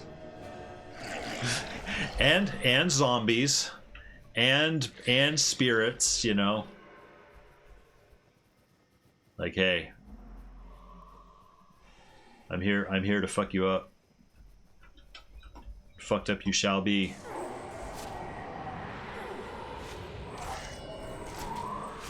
No, something like that happens, you know, with you. It's like you just give her the right of way. That's all that needs to happen. Although it's funny you say it like that, Jeff. It makes me sound like the cat version of Daenerys Targaryen or something, you know. It's like, what if Daenerys had big cats instead of dragons? And, you know, didn't go crazy insane towards the end. We could be heard from far away, hear men crying and worse. Yes. Where the hell is the target? Yeah, we'll do the Pharothraxis here. Daenerys with cats, yes.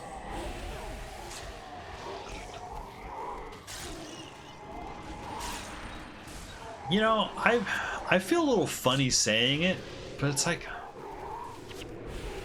and I know people probably think this is a little bit revisionist, but it's like, I never really liked Daenerys, and initially I sort of, you know, sympathized with her character. I wasn't sure. Oh, there we go. We got a target up. Initially, I wasn't sure if it was Daenerys I didn't care for, or if it was Emilia Clarke's portrayal of her.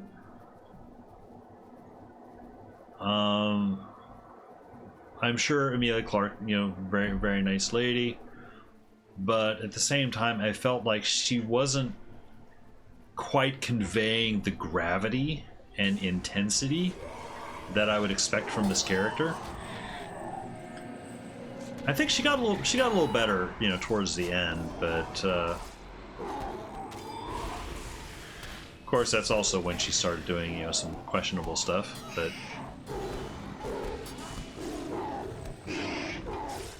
of course, when I watched Game of Thrones, I was always a big fan of Tyrion. I liked Tyrion quite a bit. You need me? You know, the guy out there with the very smart quips, you know, and observational.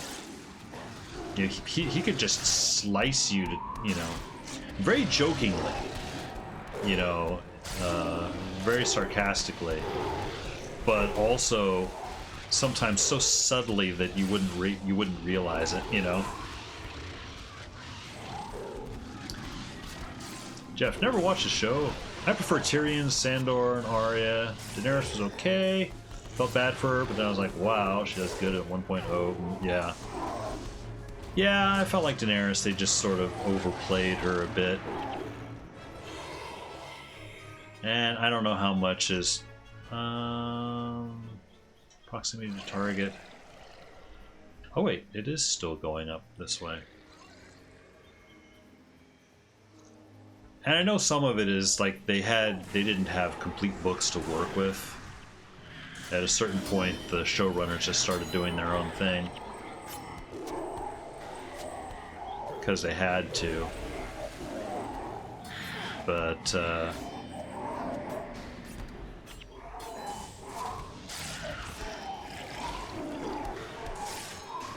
Yeah, it just didn't feel cooked all the way, you know.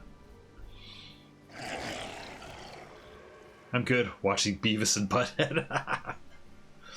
I was telling your friend you would love Game of Thrones for a year, but he didn't want to watch. 1 week ago, when they announced House of the Dragon, he watched 4 seasons.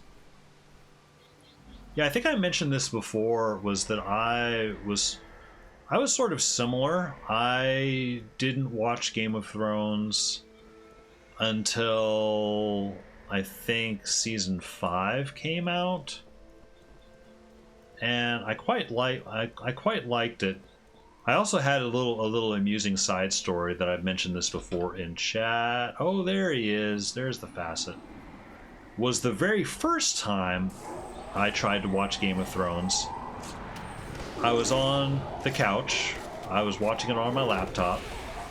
Dargus already knows exactly where I'm going with this. My wife is sitting next to me. And, of course, Game of Thrones, famous for nude scenes, sex scenes, all that stuff. Every single time she would look over to see, like, what was happening on my show, it was nudity, it was sex, whatever. And finally, she's like, what the hell is that you're watching? Not necessarily disapproving, but just a little concerned, you know? Enough to where I felt pretty self-conscious about it. And I was like, what is that you're watching? And I'm like, you know, yeah, there's boobs on screen, naked women running around everywhere. It's like, it's this critically acclaimed show, really, you know. So I didn't watch it again for a while after that. Let's see. Actually, I need to figure out which one I'm doing next.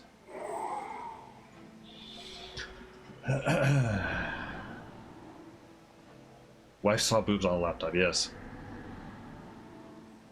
As far as fantasy is concerned, I've been meaning to watch The Record of Lodos. That's a huge series, isn't it? What are you watching? It's hentai and it's art. You know, that's honestly what it felt like. It felt like I was trying to defend this as, like, you know, no, I'm reading it for the articles, you know, that kind of deflection, you know, and it was funny.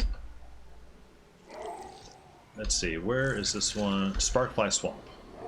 That's way down here.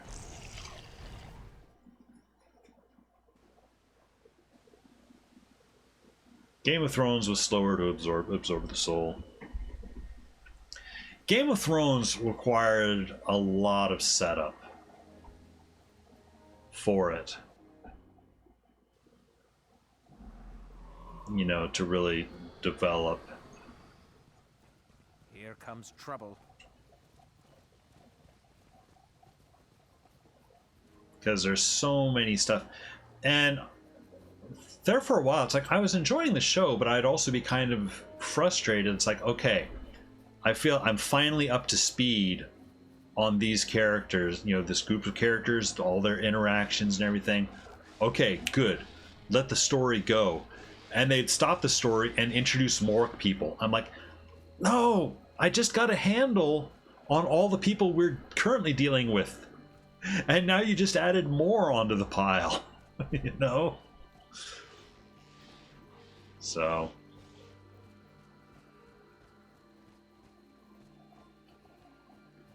I remember feeling that most keenly when I don't remember the characters' names, but when they introduced the characters from Dorne, the Pablo Pascal character and the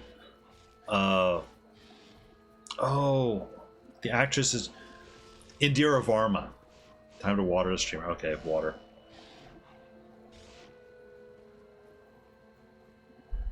It felt like those two characters kind of came out of nowhere, and at least initially, I was frustrated. It's like, you know, and I didn't really particularly enjoy their characters.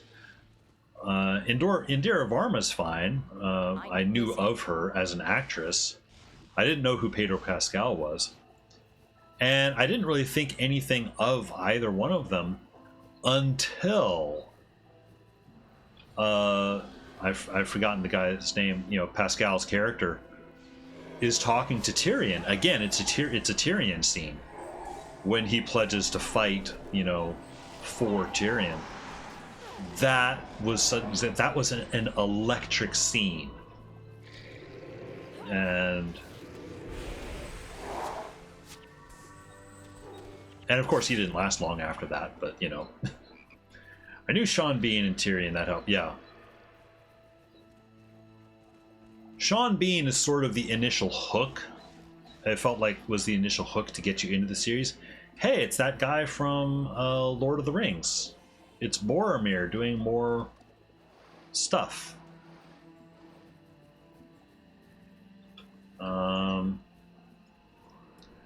We're in a swamp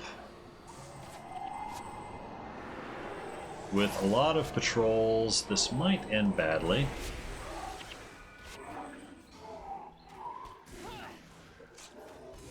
And we've got aggro from behind. But we also have an army of pets and minions and spirits. Let's see. Honestly, first time I watched the entire series, I felt super lost the entire time. Second time made things more clear. Yeah. Is there another ring to stand? Is there another ring to steal in this new series? The Rings of Power? Do people in America think French people eat frogs? American people eat frogs. Frogs' legs, you know, is a thing. I believe fried frog legs in the South. It is a known thing. I know that the term frog has been used as a insult. No, snails. Well, snail, yeah, exactly. The French people eat snails. Southern Americans eat frogs. I believe that is the order of things. Saw a video about Japanese people being surprised there are rarely frogs in French restaurants. Oh. I can't help you with what Japanese people think of the French. Huge majority of French population never ate snails or frogs and find the idea of eating that disgusting. That's fair. I imagine, see, the snails, escargot, has been considered, it is generally considered on our part as like, oh, that's some fancy thing. The only way you would eat that is if it's like some fancy cultural thing.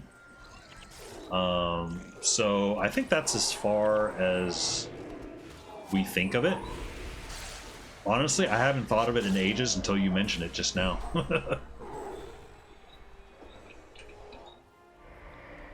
You're included in thinking that's gross, yeah.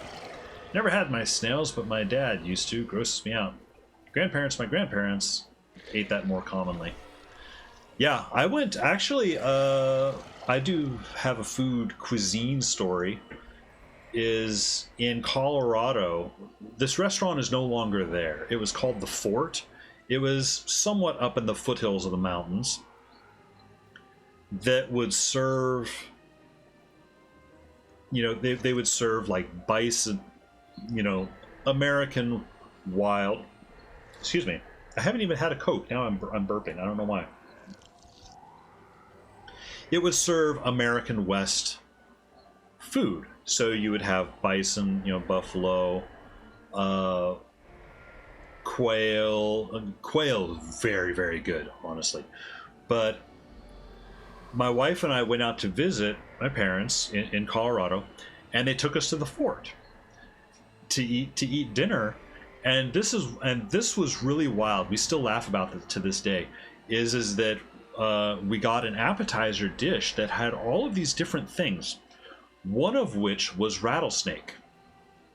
And I forget exactly how the rattlesnake was prepared, but it was prepared as an hors d'oeuvre. It was like this little slice of rattlesnake meat, like you could put it on a cracker or something. It looked like it was, yeah, rattlesnake meat. Not the tail, of course, not where the rattle was, just the meat of the body. And I think it wasn't fried. I think it was either baked or pan seared. And we were in an adventurous mood. It's like, rattlesnake. When can you say that you've eaten rattlesnake? So it's like, out of curiosity, picked up, tried it. Honestly, it was actually very good. It was, snake meat was actually very, very good. To be fair, I'd be less disgusted to eat snake than insects or spiders. Insects and spiders, that's a bit of a no-go for me. But at the same time, I know in a lot of countries in the world, especially developing countries, eating insects, larger insects, is a definite thing. It's actually even a staple. I myself wouldn't be able to do it. Certainly not easily. Not without it being a civilization has fallen kind of situation. Let's see. Magus stones. Where's Magus stones?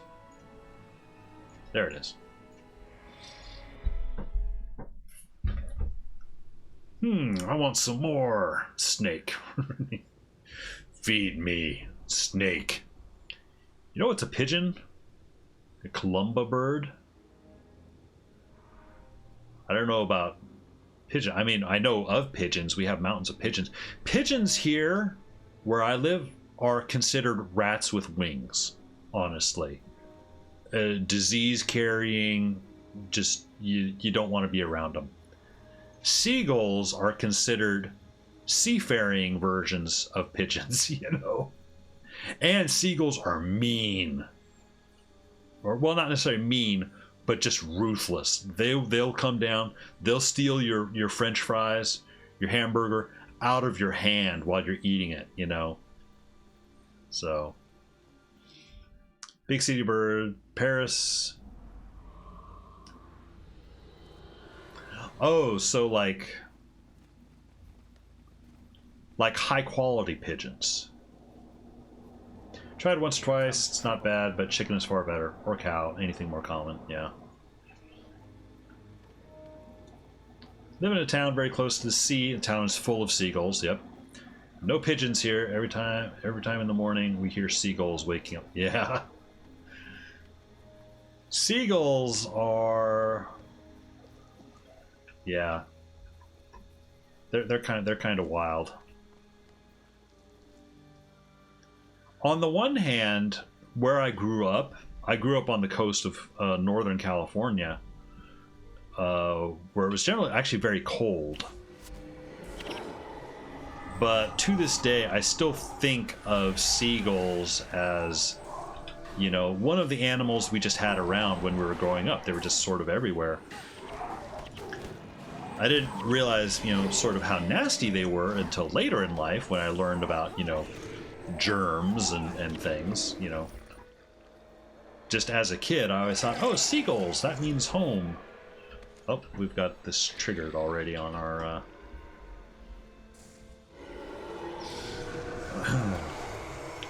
Bred pigeons to be eaten, yeah. Well, I'm sure it's like there are, high quality rats. People keep rats as pets, as opposed to the rats that are wandering around the streets of New York stealing pizzas. It's two different kinds of rats. The rats that I have in my attic, I'm like, no, I don't want to keep those.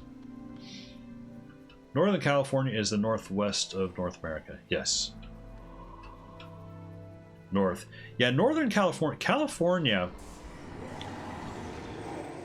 there's sort of been a long-running thing, as long as I can remember.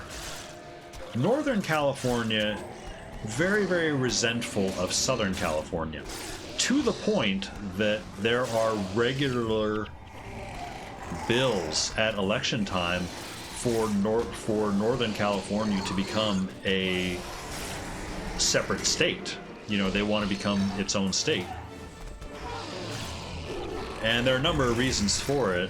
One of the biggest ones is water resources, because water has been routinely diverted from Northern California and farms in North and Middle California to the south, to Los Angeles, San Diego, population centers. Never mind that the farms, of course, need water. So California water wars has been a real thing over the years. Oh, the proximity is disappearing. Well, I'm gonna keep. Maybe I'll go this way. Live in the northwest of France, biggest town post edge next to the sea that you can find. Heard water can be a good thing to have in good quantity and good quality. Never verified that information. Yes, in general, having good, clean water is good. You generally don't want poor water. However, the reality is getting good water is getting to be more of an issue. The world being what it is, sadly. Getting good water more expensive, you know. Okay, we're in the red on the proximity to target.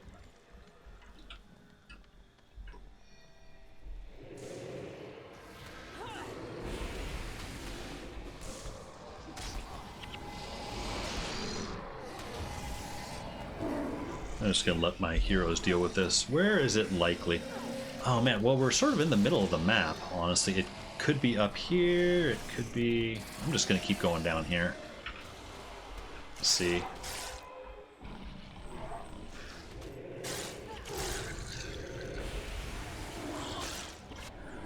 One of the things I remember the Japanese were surprised of is the free beer and water in any restaurant. Free water, certainly, but you guys have free beer? That's interesting. Again, I don't drink. I wouldn't capitalize on that, but...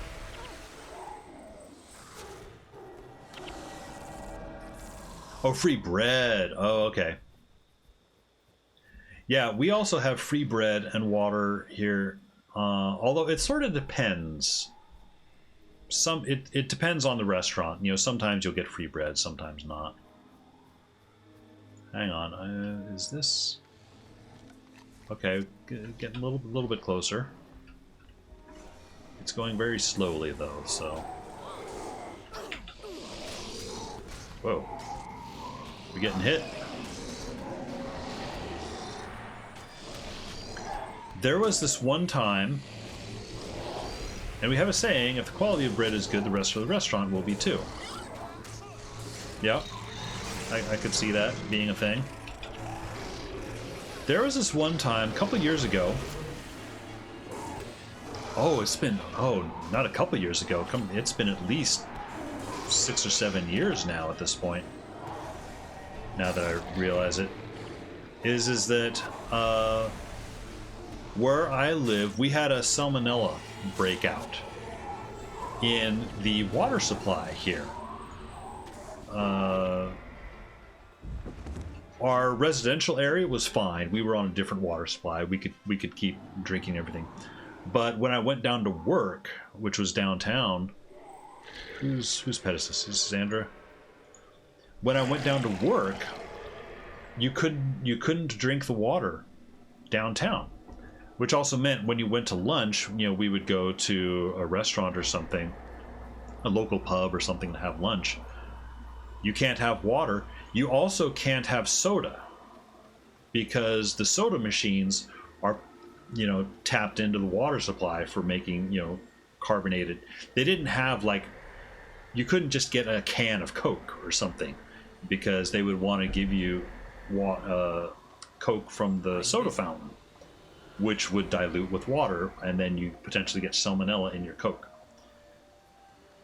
So, and of course, again, as mentioned, I don't drink. I don't drink alcohol. Okay, the thing is going down. I'm gonna start bearing north here. So I go out to lunch. I don't drink beer. You know, for me, it's either Coke or water. Both of those options have been removed for me.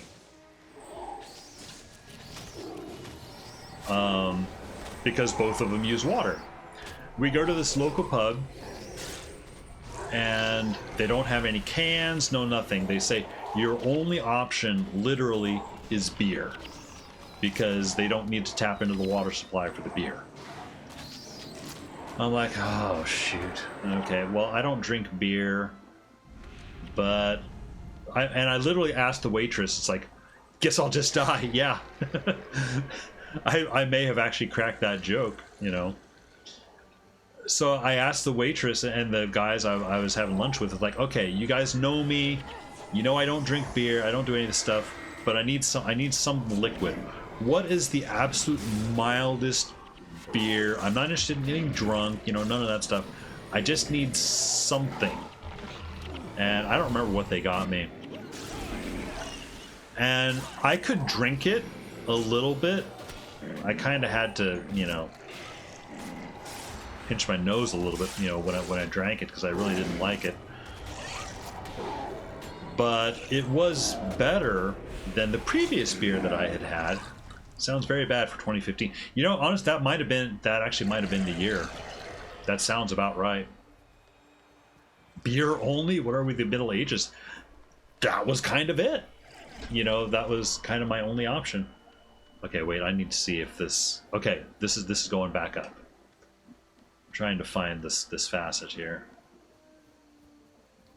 So yeah, I kind of choked that down at lunch. I think later on, after lunch, I wandered to a convenience store somewhere so I could pick up like an actual can of soda, because the beer had left such a bad taste in my mouth. Now, the previous time that I'd had beer was not a real... North America. Did the water get fixed? The water did get fixed. It was really only down for a day or two before they got everything cleaned out and it's back. Oh, hey, a lockpick. So yeah, we're all good again. Now, previously, I have a couple of stories about beer. The very first time I had a beer was when I was like 7 or 8 years old. My dad knew exactly what he was doing, and he did this with all of the kids. He's like, "Hey, son, you know, when you're growing up, you're gonna need to learn how to drink beer." He loved to play this role, but he also knew exactly what would happen. So he's like, "You're gonna need to learn to drink beer. Here, have a can of Budweiser." Knowing, drinker, you're no man. He didn't mean that, but he would play act this, knowing exactly what the result would be, and the result was this almost the same every time. Is that yes, his kids, they would take this can of Budweiser, we'd drink, and we'd feel like, oh hey, we're a man, we're men now. We can finally have beer. We'd take a drink of it. Now a kid taking a drink of beer. You initially feel like, oh, this is awesome. You drink a beer, immediately spits it out. And what it did for me, completely incinerated any taste buds that I ever would have had for this stuff. See, now my dad plays the long game with stuff like this. He doesn't want his kids growing up and drinking and, you know, potentially crashing the car. Traumatized. So he did that with all three of us, my brother and my sister. It worked similarly well on my sister. My sister can have like wine spritzers, you know, pretty mild stuff. It worked less well on my brother, although my brother doesn't, you know, my brother can have beer, although he also doesn't like to drink to excess at all either. So it tempered all of our appetites, you know. It's very common in my place to drink around 14 years old. Still leaves a question, how many guns did it hold before drinking your first? You know, that's actually a good question. I don't know. We did have guns in our house. I don't mean to sound that American, but it is true. We did not have a shortage of guns in our house. Now, we did not have assault rifles. You know, we just had, you know, some handguns and a couple of regular, you know, single shot rifles. Because that was how my dad was raised, was more like on a farm, varmint hunting, that kind of a thing. So a friend introduced me to Bud this year, and I have to say it's fairly good. That leads me into my next story about beer. Plays the long game. First beer, the next thing was how I caused my first car crash. I'll cancel a cat stealing. Yeah. Don't come to my house. We've got the guns. Lay a hand on my cats. Oh, the second story I have about beer.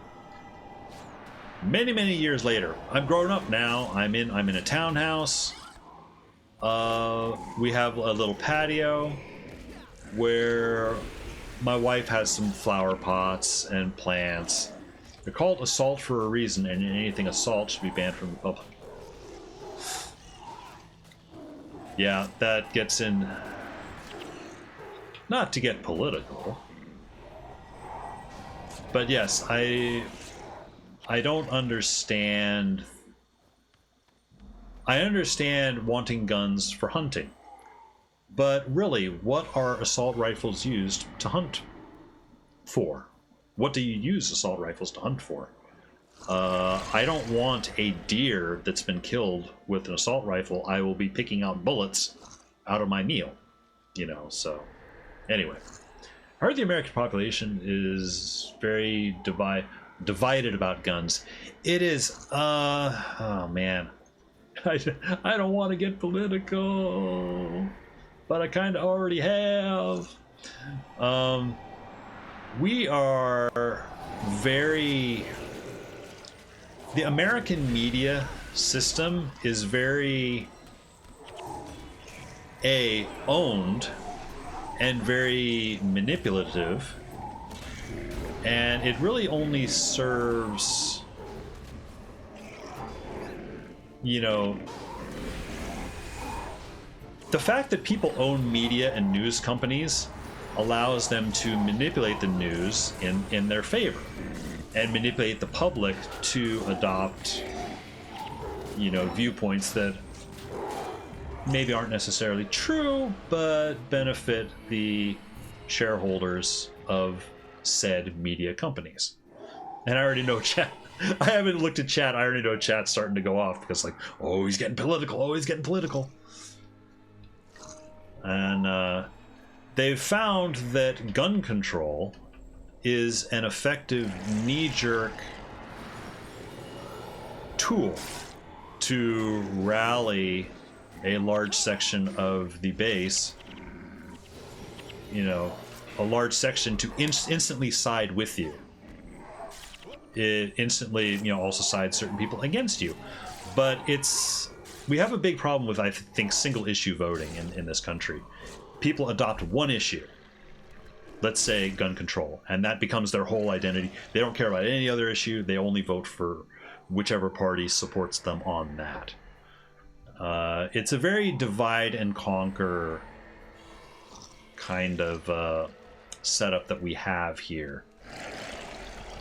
And it is not helpful at all. But at the same time, nobody seems smart enough to realize that they're being manipulated. Or, I mean, you know, people do, but not in large enough quantities to actually help. So, anyway, I'm going to take a break. I'm going to catch up and see all the angry things that people are typing at me now. Let's see. Guess it's culture. I never understood why guns are such good things to have. Is it too soon to poke fun about the Queen being resurrected as a zombie? Excellent change of topic, Blood. Let's talk about that. breaking the rules, breaking the rules. I think it's the same shit in France. A lot of media are owned by big groups of billionaires. We have very similar cultures on some subjects, or so different aspects, because here nobody talks about guns. Nobody wants that or even mentions watching that. Did I just call a lot of Americans not smart enough? See, this is the thing. I'm gonna get VOD views, and I'm gonna start losing followers, and I just realized that I am miles away from this guy. Must be down around here. I'm gonna try and get back onto the game here, man. I wasn't planning to talk politics. See, that's the thing, is I don't like that, talking about guns, gun control itself is considered politics, because that instantly turns it into a dismissive thing. The minute you bring up gun control, for or against, here what happens here, at least here in the States, is the minute you say anything even partly either for or against gun control, people will instantly say, oh, boom, you said this one thing, say, for gun control, therefore you are in this box of people over here, and I can now ignore you. I don't need to listen to you because I've already got a predetermined view on that subject. You started to threaten that, therefore you go in the box that I don't need to pay attention to. I don't need to interact with you. We don't need to have an intelligent conversation about this. That's actually what it is. A lot of it is we don't have intelligent conversations in America, certainly not in our news media. What we have in our news media is very reactive conversations. I hesitate to even say conversations. If you watch our news media, people will get, they'll talk to one person, they'll get out a sentence. You talk to another person, they'll get out a sentence, and then the whole rest of the segment just turns into them just yelling at each other. And it doesn't help anybody. I mentioned before I have family in America. You haven't, actually. Aunt was born in France, lived 20 years or so, moved to the United States, had a daughter, husband. My condolences. America, I love the potential of America. I am admittedly an American. I see where historically America has failed in a number of respects. And I want America to get better. Even saying that will piss off a number of people, because they will say, America's never been wrong. That's not patriotic talk. Hey, what the hell? Why the hell are you even saying that? America has always been in the right. It's like, no, we've done a lot of bad. We've done a lot of bad things. I think we need to own up to that and see how do we move on and actually make ourselves better as a country. Hey, finally found it. There we go. That would be the ideal. But as long as people react so emotionally to everything that's put in front of them, I don't know how far we'll get down that road.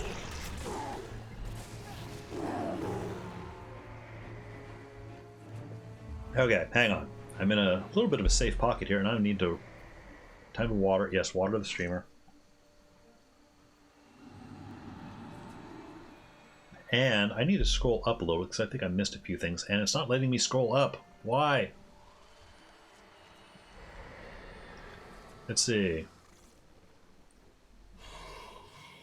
On the internet, people struggle to not have heated discussions about subjects. Yeah, well, it's the internet chat room thing. It's so easy to just, type type some flippant response, dismissive or insulting or otherwise, and walk away and not have any repercussions. You know, you type an asshole-ish response on the internet, you're in no danger of having the repercussion of getting punched in the face for saying something rude, you know. So I just deal with dog and cat people. Yeah, probably best. That in the news is really shitty at actually reporting on anything. Yeah, how many articles do you see, you know, with like an attention-grabbing headline, and then you read the article and it's like, wait, no, the article doesn't relate to the title at all. Or if it does, it's like a line that's buried down at the bottom. And it's like, no, actually, there's a great one. And I know that this has been posted online a lot. Something about, there's a headline, you know, 1/4 of Americans regret quitting their job. You know, in the early days of the pandemic, or, you know, quitting their job or work from home or whatever. It's like, oh wow, that's quite an attention-getting headline. 1/4. That means 3/4, 75% of the people who did don't regret, or at least don't have an opinion. Lead with the larger number. That would be news, you know. It's a headline that's manipulated to make it sound like, oh wow, people regret, you know, leaving their job. They need, you know, therefore don't leave your job. It's like, no, that's.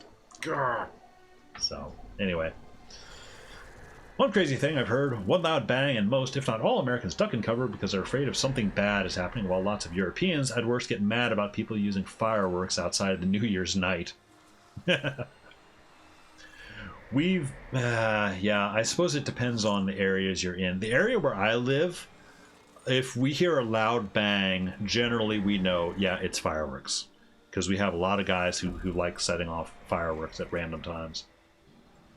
Who the fuck uses fireworks this late? Guns are too deep in the U.S. culture and can't be entirely banned. Need restrictions and control, harder access. See, and I agree to a point. It's like, I have no problem with handguns. I have no problem with single-shot hunting rifles. I believe people should be trained. I believe they should have proper storage for such things, so that you don't have your 2-year-old child, you know, end up killing itself. You know, I feel like in a lot of this stuff, it feels like stuff that should be common sense. It's like what was the scene when I was playing The Last of Us? Joel doesn't want to give Ellie a gun for a long time, and then finally, you know, he does give her the rifle. It's like, hey, okay, I need help. You need to cover me. Be careful, make all the shots count. And then afterwards, she's sort of proved himself, or she's sort of proved herself to him. He takes the rifle from her, and he gives her a handgun because, like, here, there's a little more your size. It's a little semi-automatic pistol.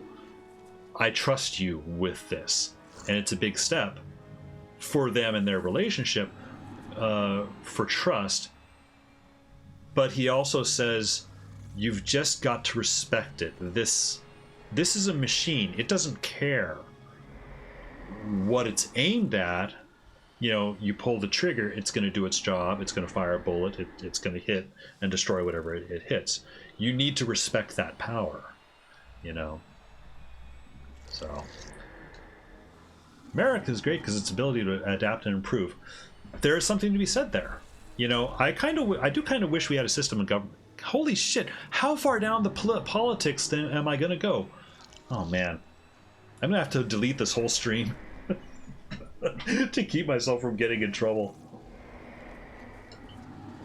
I was going to say, I think I saw something, the government of Israel does something interesting. I don't know if this is necessarily right, but it's something it's fine. Government of Israel does something interesting because they have a number of parties that make up their parliament, their Congress, or whatever. So instead of like in America, it's really just Democrats versus Republicans. Let's say liberals versus conservatives is a very broad. There's actually a lot of sort of little nuanced pieces in there, but that's generally it. We have a two-party system. We do have independents and libertarians, but they count for such a small number. It doesn't really matter. It's essentially a two-party system. Now, something like Israel, and I'm sure other countries have this, I just remember reading a story about Israel, is that they have multiple parties. Their parliament might end up being made up of 5 or 6 or 7 parties. And then it's up to those parties to create a little coalition on matters to vote for. And I thought that was actually very interesting, because it's like, okay, so you have these parties that are, they each stand for something, and maybe depending how the wind blows on a certain issue, maybe the coalition realigns a little bit. You might get something closer to an actual representative system of government. Now, again, practically, I don't know how that works. I've heard a lot of bad things about the Israeli government and how it works. But as a theoretical system, it's like, I think that's interesting. I'd be interested to see how that all works. Let's see.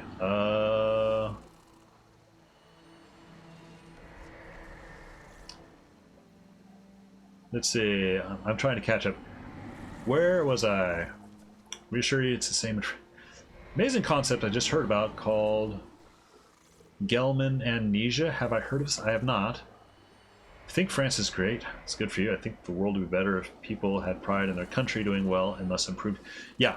See, I feel like that would be a thing. I feel like as a country, it's like I want us to do better. I feel like we should always be moving forward, and making things better for the citizens of your country. Family in America lives in Maine. I have a story about Maine that I think I've already told on stream, about how I didn't want to eat a lobster because it was looking me in the face. All the gun things in America, paranoid about going to America. It's not that bad. That's another one of those things. 28 dire white tiger bite wounds. Excellent. Connor, what do you see at this crime scene? Well, Lieutenant Anderson, it appears that a bunch of tigers broke into this house and mauled the guy alive. Also, people need to get checked every couple of years ago. Yeah, driver's license. Yeah, and there's a whole discussion about licensing people to have guns. Do they have the basic competence to have guns? It's a responsibility. So we do have a lot of gun issues. Oh, let's see.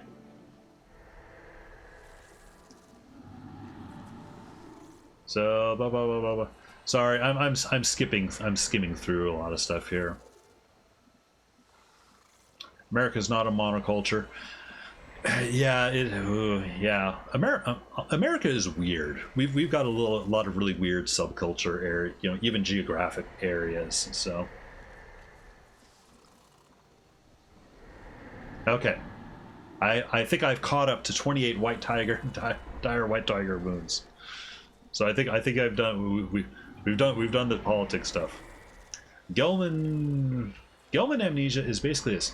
Have you ever read an article in the news about something you're an expert on and think, Jesus Christ, this guy doesn't know anything about this topic?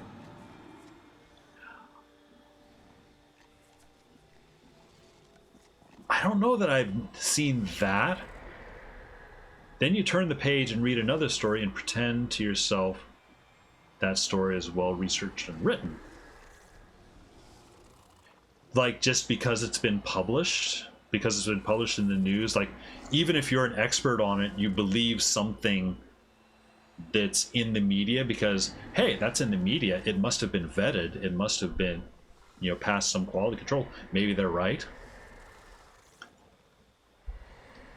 I think I don't know it by that name, but I think I have seen something like that. You know, it sort of makes you question your own, you know, expertise, I guess. I feel like that's kind of what, you know, the Flat Earth Society has been trying to do to all of us. It's like, we're putting out all these stories and all these stories, all this research and everything. And it's like, no, I think that they're just trying to wear us down, you know. Talking about eating. Welcome to the party, pal. Every professional couch. Oh, Cannibal Kane with the raid. Oh, thank you, Cannibal Kane, and thank you for the raid. You just good timing. We just went off. I know in my chat TOS I said like no politics, no religion, no nothing. Oh, we accidentally got into a big political thing. I mean, fortunately, most of us seem to be on the same page, but still, it's like, oh, no more politics. Let's talk games. So, oh, actually, since you were Cannibal Kane, what were you playing? Were you playing? We'll find out here shortly. Cannibal Kane came in. This is Space Engineers for you. Just mindless drilling.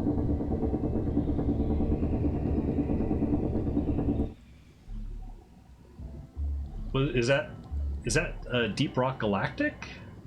Oh well, there's space. Clip That's from good. years ago. The drill. That's good. And we'll let that process. And we'll grab. We talked about pigeons. We did talk about pigeons. Yeah, we talked about pigeons. We talked about seagulls. We talked about some fun stuff. But we just got a little riled up politically. But no, we're good now. We're all good. We're all clean. Yeah, welcome in, Cannibal Kane. I am just doing some Guild Wars stuff. It is Guild Wars Sunday for me. So I started out doing a little bit of pre-searing stuff. Space Engineers, pre-camera Kane, just using headset mic. Oh, okay. So a long time ago. I've not heard of Space Engineers. I've heard of Deep Rock Galactic. So that was initially what I was wondering if that was. I don't know that it looks like that though. But yeah, I started out Guild Wars. I play regularly Guild Wars on Sundays, and I play other games on Saturdays. I'm currently doing a playthrough of Detroit Become Human. I successfully killed off one of the androids the other day. You're welcome. It was a disastrous stream for a number of reasons, but also entertaining. I rewatched it last night. It was entertaining, honestly. But I started out doing a little bit of a pre-searing, you know, turning in quest grind, doing a... Female domestic cats can have kittens from spring to late autumn, with litter sizes often ranging from 2 to 5 kittens. Domestic cats are bred and shown at events as registered pedigreed cats, a hobby known as cat fancy. Population control of cats may be affected by spaying and neutering, but their proliferation and the abandonment of pets has resulted in large numbers of feral cats worldwide, contributing to the extinction of entire bird, mammal, and reptile species. Rest in peace, Connor. September 9th. Yeah, and yes, Dargus has been feeding us informational bits on cats throughout the day. So yeah, I started in pre-searing. I've got a ranger character that I'm looking to move on to once I finish Eye of the North on this character. So I just sort of started out relaxing in there, and then and now I am in Eye of the North. We've done the Asuran section of Eye of the North, and now I'm just doing some of the quests. Mainly, this is the point I wanted to get to, is I wanted to the face when Connor dies. I went through the VOD last night, and I did make a bunch of clips, and I'm pretty sure that was one of them. But yeah, I wanted to do, before I continued the other story stuff in Eye of the North, I wanted to get Pain Inverter, because I flipping love Pain Inverter. It's a great skill. So, chat becoming chaos at that moment with all the grayed out messages. Yeah, and that was the other part of the stream. Why it was so disastrous was I just switched over to using the Stream Elements bot, but it hadn't been tuned yet, so it was just deleting people's posts, you know, all the time. It was a disaster. Oh man, I still feel bad about that. But hey, a lot of users became regulars on my chat bot because of that. So hey, We're chilling through Eye of the North as well, just finishing up the Asura part, then the Ebon quest. Oh, funny, we're doing the same order. I'm going to do the Pain Inverter quest. We've already done the Asuran side, and once I get Pain Inverter, I'm going to move over and start doing the Ebon Vanguard stuff. At least that's the plan. Jeff, this shit was banning you like crazy. Yes, actually, we have the two main suspects are in here.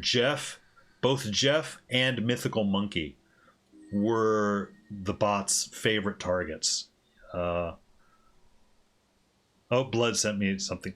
When chat gets political. Uh-oh. Hang on.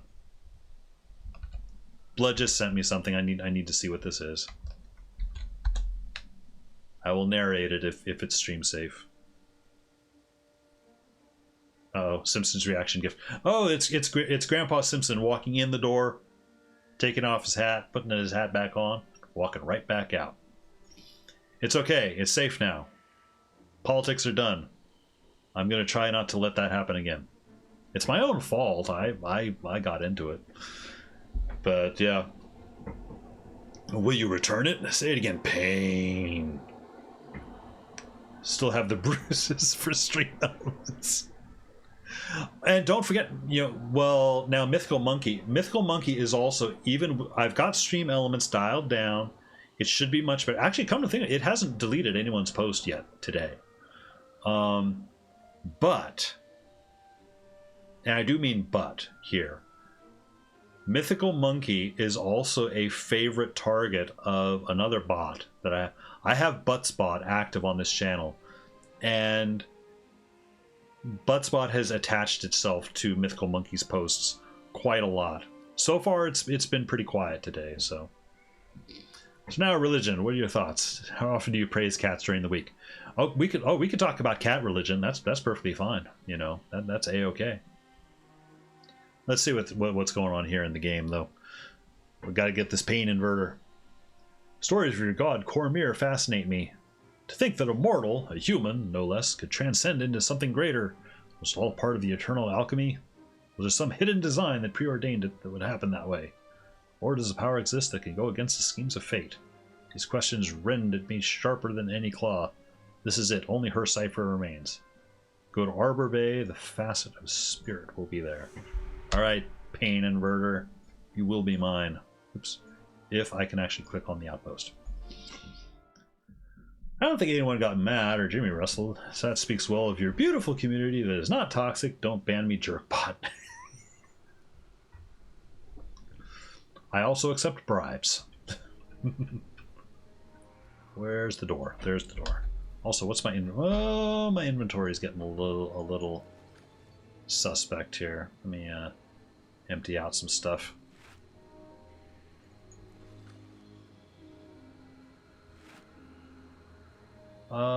Rec 9 Scythe. Hang on. Milani, what scythe do you have right now? So this is a fresh account, and I don't have. I have. Oh, she's got a goal. Okay, that's fine. I still don't have great equipment for a lot of stuff, so I'm sort of on the lookout for. Oh, side quest. Well, I'll pick it up, but I won't do it right now. I'll pick it up for later. That's the other thing is, as I come across side quests, I pick them up and try to do them, but I've been getting very side quested out of late, so I've not been doing them as much. The bots are calming down. I wouldn't have getting angry at someone having different opinions than me, maybe not have understood, as long as they weren't Luxons. Ever thought about the religions of the Char? Well, that's a big, the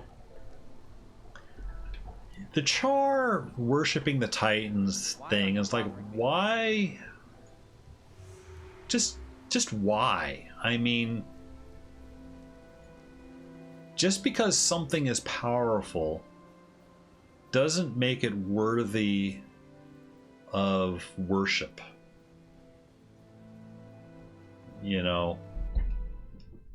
it's actually more likely you need to run for cover. Oh, there's Earth. Okay, I'm not good. I had to run in with Zin. Well, actually, I'm side quests and all, or night. Actually, hang on. I will pick up this guy's thing because it is a side quest. Do I have Mox?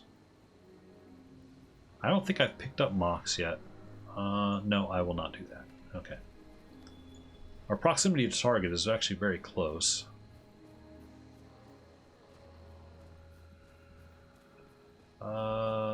Not that way. It's probably out this way. Char religion is stupid nonsense. Religion of Meattoberfest. I wouldn't have gotten angry. Is that better? Flame Legion. All the legions. Yeah. Oh, I think... Is this one up here? I think it might be up here.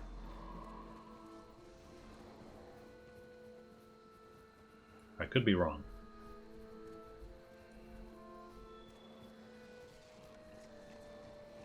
Actually, that just ticked down. Yeah, okay, it's ticking down, so it must be back this way. Feel free to correct me if I do English mistakes. You know, it's been long enough. I don't remember a lot of the Char religion stuff.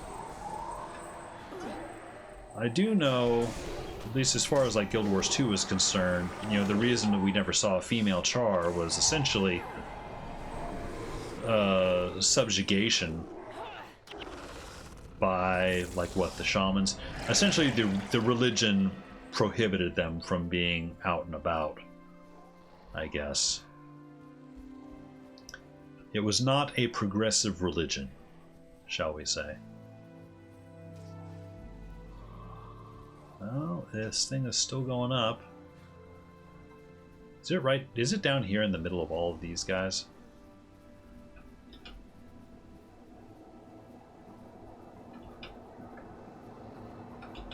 It's starting to feel like it.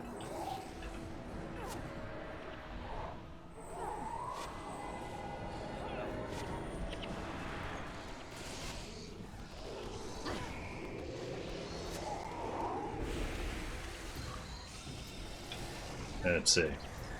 Guess that's one thing that Char and Americans have in common. Oh, the bait, the stirring the pot. Say not all Americans, you know, again, that's one of those. Oh shoot.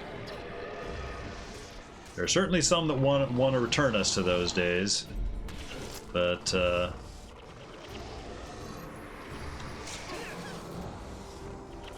that is not the intent of.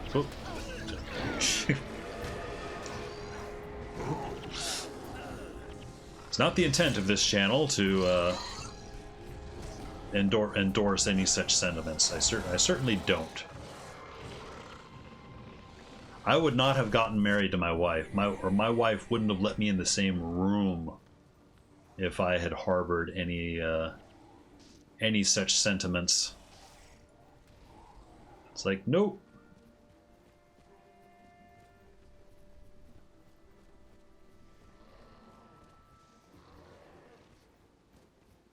Actually, come to think of it, when I was in college, and I met my wife in college. She was not my wife at the time, which is good.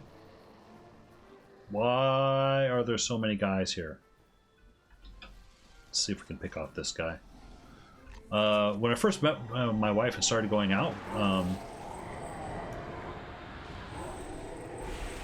honestly, at the time, I really didn't know what my prospects were like in terms of, you know, going out, getting a job. I really didn't know what I was going to be doing with my life. You know, fairly common story, you know, for people in college. I didn't know what I would be doing, but my wife seemed to have a better handle on what she wanted to do. I had every expectation that while I would be working, chances are she felt like she had more direction in her life than I did. I felt like she was probably going to be the main breadwinner in the house. And I was A-okay with it, honestly. You know, as long as As long as we're good together, I don't really care who has these supposed financial pants. The idea is that you're two people in love, you know, tackling life together. And we just aggroed yet another patrol. I don't even know where I'm going with any of these discussions. I'm just saying words now.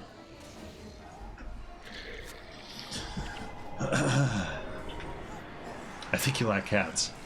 Imagine you meet someone and they're your wife. Memory loss problems. I bet you and your wife once kissed. Ew.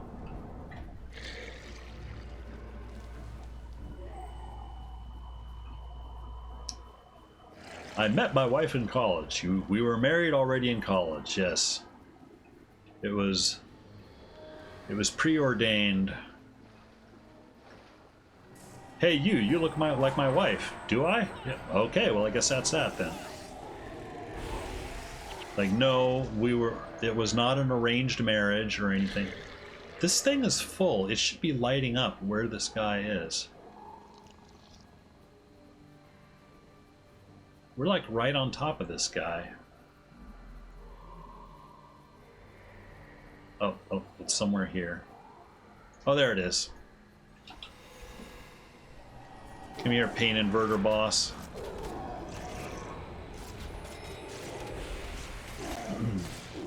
Gotta go and eat, sleep. Feeling vacation is over. Oh, that's right, Jeff, you're on vacation. Oh, I'm sorry, your vacation is over. Eat good food. Sleep good sleep. I hope your return to work is at least gentle. Have a good rest of the stream. Thank you very much. Yeah, I'll be going for another half hour, maybe an hour. I don't know. We'll see. Let's see. What? No. I'm not doing that quest. At least not right now. Cipher of Cormier. Yep. Go see Kirsch. Get the skill. It's 2 a.m. for Darius.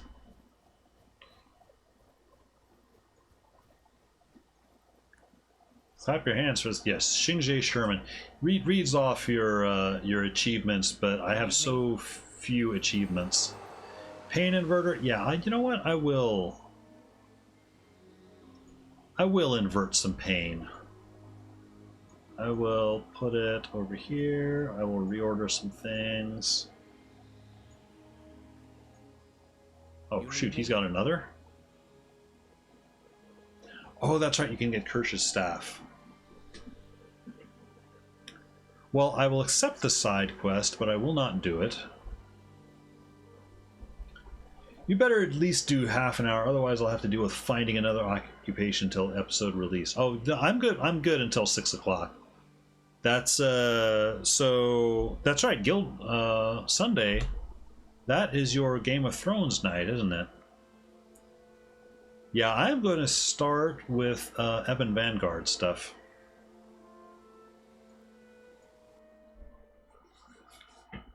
And I should be able to get the first mission, maybe even the first 2 missions. We'll see. The Missing Vanguard.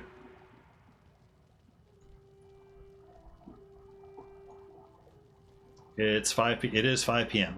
Yeah, almost 5:30. May the gods so. protect you. Char Invaders. The Char Expeditionary Force. Oh! Time to water the streamer. Okay.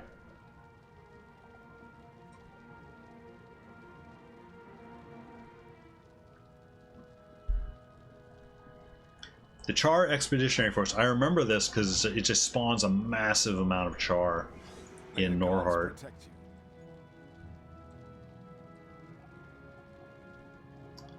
Let's see. Nor-Oken.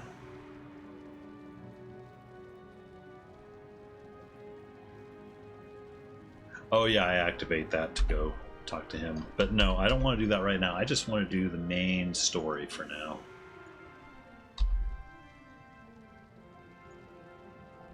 Oh, I guess I need to go talk to Gwen first. I live in your future. That sounds like a threat. For the mono quest, you definitely won't make it with your bolt. Yeah, I remember the mono quest. If I recall, you want knockdown of some sort.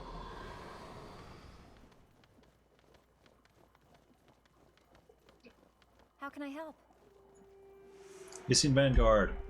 Thank the gods, someone has finally come to help. Ebon Vanguard has gone missing. Excuse me. Captain Langmar and the bulk of the Ebon Vanguard plan to pass through Long Eye's Ledge to the east for a raid into Char territory. However, they're extremely overdue. I swear to Lissa, if those inhuman beasts have harmed Captain Langmar, I will make them all pay. Yeah. And I just so happen to have Long Eye's Ledge, so let's go.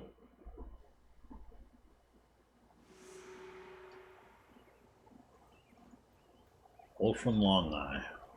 Who goes there? What's that? The Ebon Vanguard? That ragtag bunch of humans passed through here not too long ago, muttering something about fighting Char. Got no problem with that, just so long as they don't do it here. I heard some fighting downhill a few nights ago, southeast of here. From what I heard, it was a large battle. Keep your eyes open. It's likely you'll find some gear and weapons you can scavenge. If you find a nice axe, let me know. Right. Star of Transference. Double click to gain a skill point. Oh, that's right. Speaking of skill points, I do have the Legionnaire that I can bring along. You know what? I'll do that. Free Legionnaire.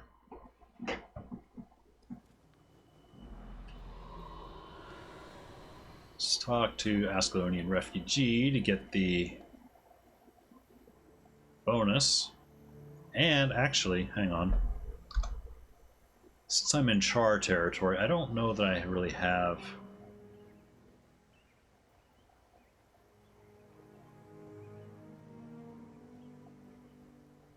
I do not...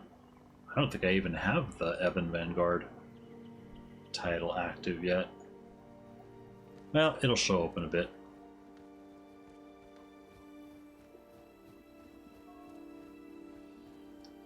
Uh-oh. Is that Vale?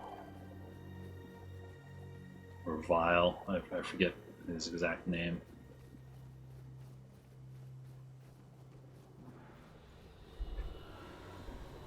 Oh yeah, I mentioned I was going to bring Legionnaire, which honestly I really don't need for this first part.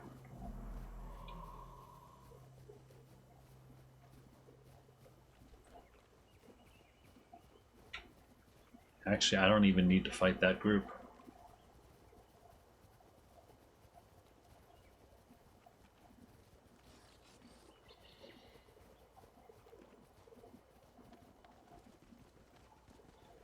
Here's where the battle was.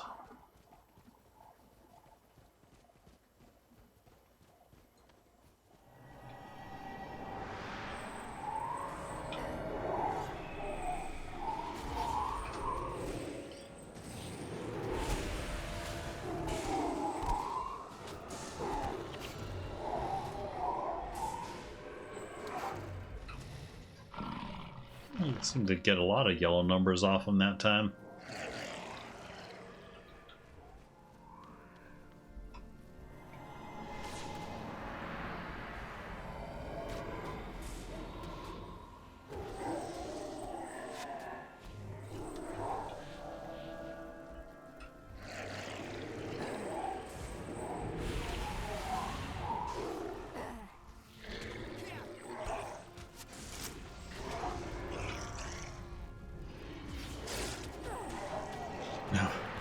Vale is still talking, but hasn't revealed himself yet.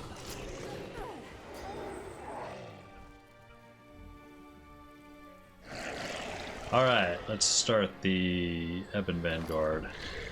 You can tell a great battle took place on this spot. Below you is a battered and broken Vanguard helmet. Ebon Vanguard definitely fought here. You should examine the helmet more closely. Yes.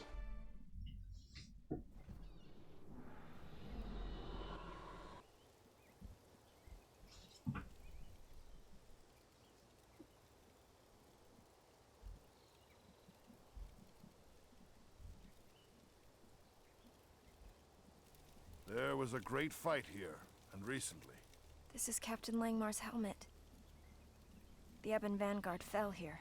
Those damn savages killed them all. Gwen, I know what you're going through. No, you don't. These animals took everything from me. My parents, my home, my freedom. The Ebon Vanguard were my friends, my fellow warriors. Now the Char have taken them as well. Taken may be the operative word. There are not enough corpses. You're right, Vec. There's only a handful of dead bodies.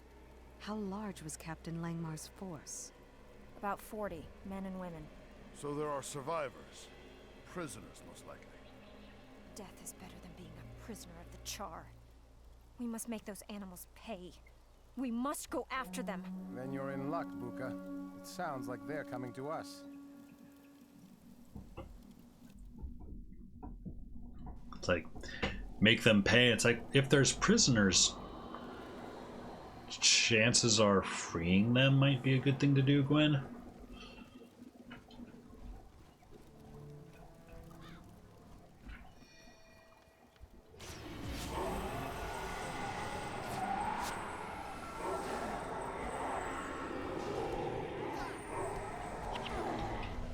Ah yes, Char explosives. Used to blow stuff up.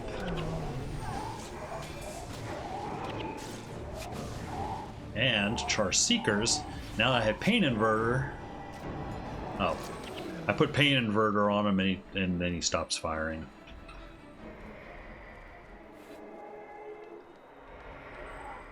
How smart of a tactic would that be for the Char, or you know, any enemy heroes? Oh, I've got Pain Inverter on me. Okay, I need to stop fighting.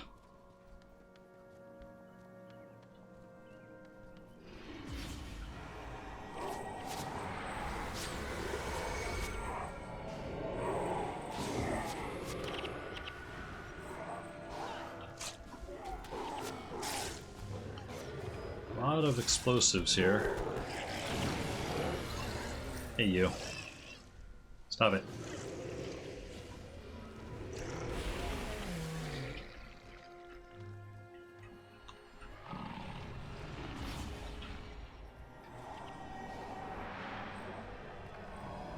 That guy died to Pain Inverter. Putting Pain Inverter on Elementalists is very gratifying, generally speaking. Especially Fire and Earth Elementalists.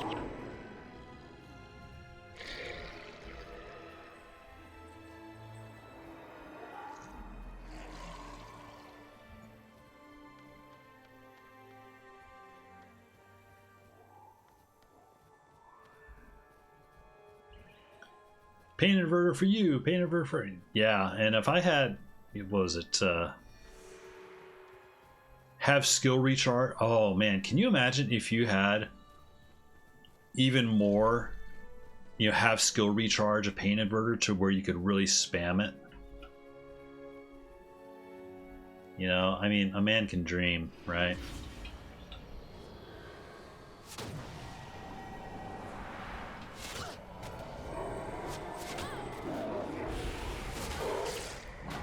Okay, and here I'm getting a little bit wiped.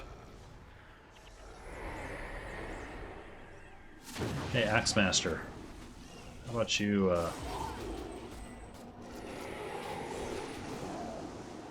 Groknar Weaselwarts. I love the Char as enemies. You know, they've got a great look at them, but at the same time, sometimes the names they cook up for them really kind of undercut how dangerous they are.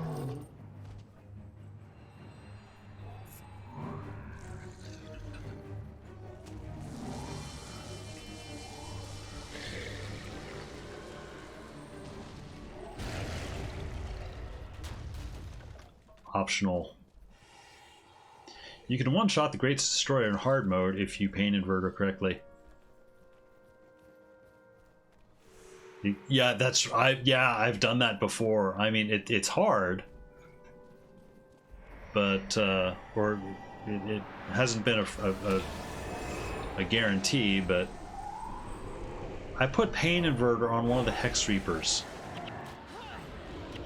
Like, no, it's supposed to go on the Elementalist. Oh well.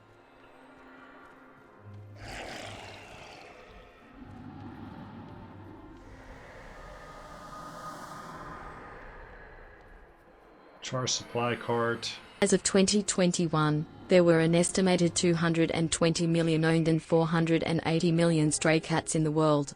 As of 2017, the domestic cat was the second most popular pet in the United States, with 95.6 million cats owned and around 42 million households own at least one cat. In the United Kingdom, 26% of adults have a cat, with an estimated population of 10.9 million pet cats as of 2020. A very serious study showed that cats are better than dogs.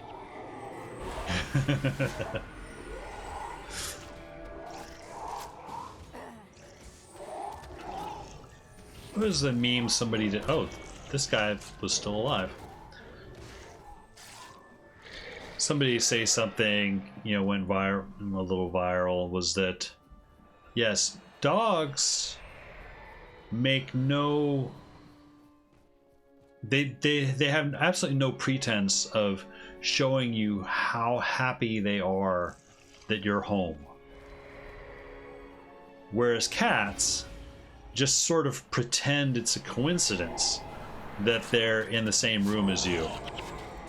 You know, most of the time.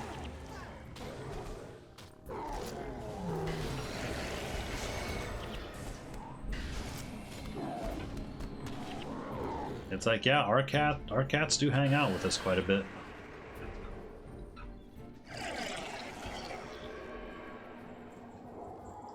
Except for our little feral. She's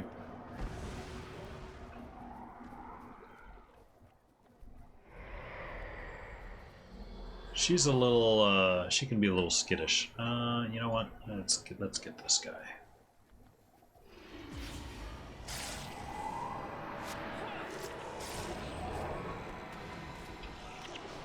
Wow, we're fighting and we have not aggroed this group over here. It's kind of amazing, actually.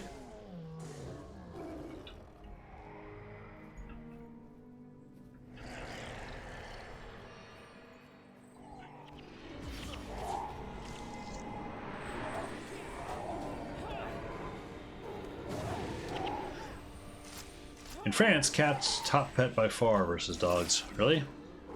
I think in America, I think they've drawn even. I'm not sure. It used to be dogs were tops, but I think they've pulled pretty even. I was just about to say, if skill fantasy time, can you imagine if Pain Inverter, casting Pain Inverter, was an AoE? Like it would get applied to multiple targets at once?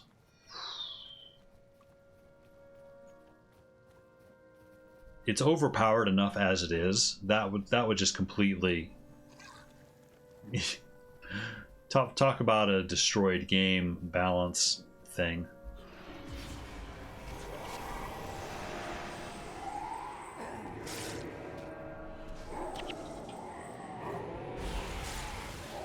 Especially against a group of elementals like Fire Djinn or something in Nightfall. Here, Pain Invert all of them, and they all cast Glowing Gaze or Searing Flames, and they just nuke themselves to death instantly.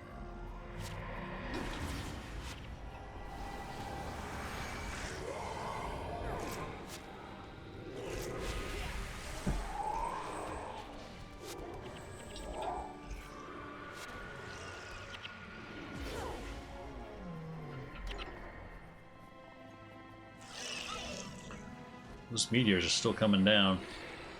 Okay, there we go. Ah, I have not blown this one yet. So I have this one, and then I've got the other char catapult. You know the kind of big animal that knocks down the stone stomach? Oh, the Dolyaks?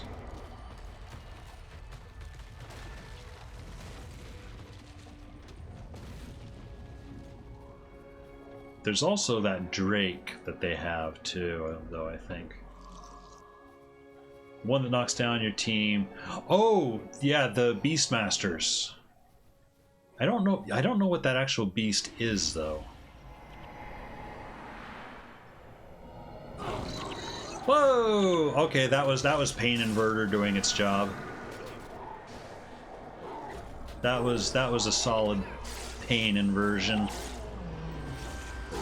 When you just see a ton of 80s show up. Feels good, man.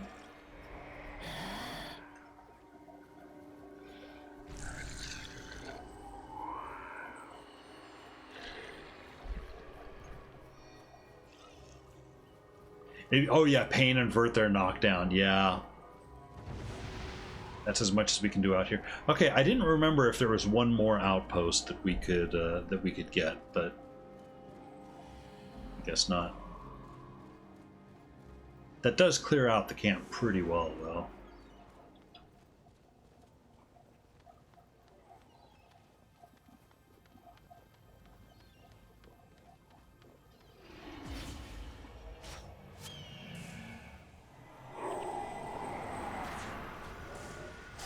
Oh, wait a minute. We just aggroed everybody? We've got everybody. Okay, fine.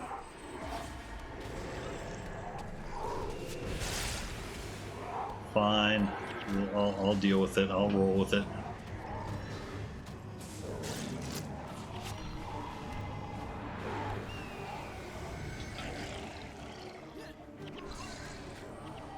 Oops. No, I didn't want to do that. Sharp Prophet. Eye of the North missions are super fast. Goddamn grief giver. Huge majority of Guild Wars 1 players I know are met on stream or gave love factions best. I remember you prefer Eye of the North, another prefers. You know, I mean, that's everyone's got their own thing, honestly. And it's fine. That's what makes us all different people.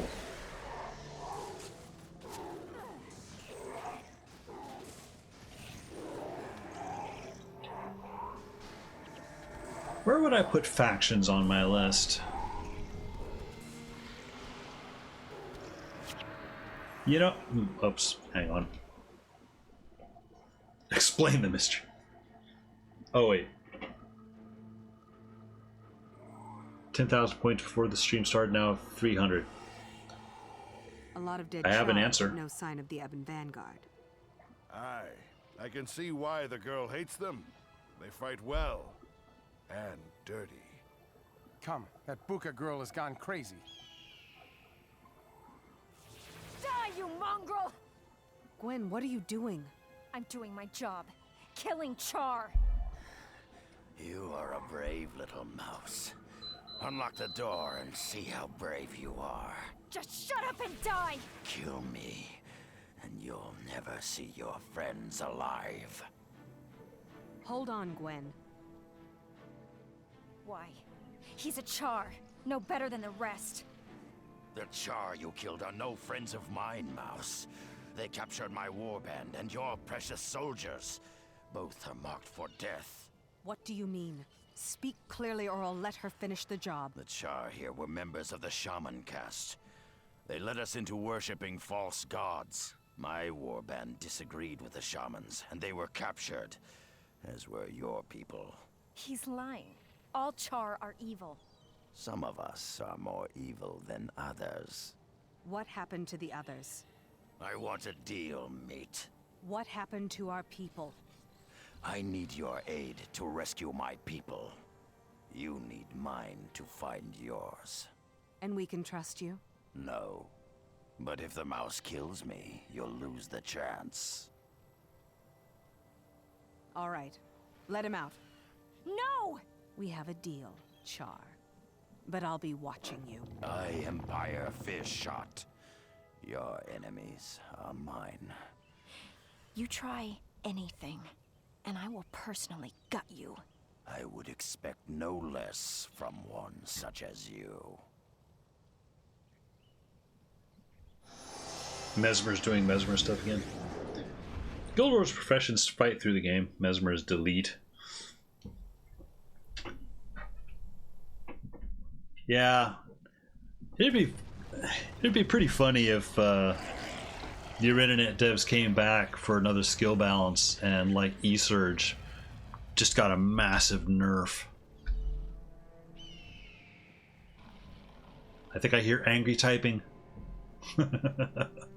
Tread carefully, meat. If we're to find your Ebon Vanguard, we must first rescue my warband. I have fought alongside them since birth. Like me, they have been branded as heretics by Hierophant Burnt Soul, who sent the Char Shaman Scorched Maulclaw to hunt us. My warband is now held by Maulclaw's chief torturer, Flame Master Maultooth. The shamans once led us in worshipping the Titans, but with the death of those false gods, they now seek to install a new set of deities, the beasts you call destroyers. Scorch's base is at Doomlore Shrine northeast of here. Rescue my friends, and we may find where Burnt Soul has taken yours. Alright. Let's see.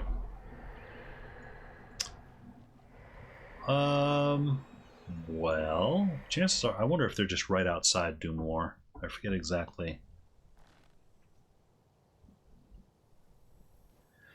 So I have all up, and there's Dargus camped out, waiting for me with his squad. I have all these outposts unlocked because the Wayfarers event was a week or two ago, and in order to do it, you needed what? Oh shoot. Okay, I guess we're doing this now. They didn't expect me to just run out the door. Got a Char Hunt. Okay, Char Hunter Beast is Elementalist. That would have been a better target for Pain Inverter, which he'll get. There. Okay, there we go.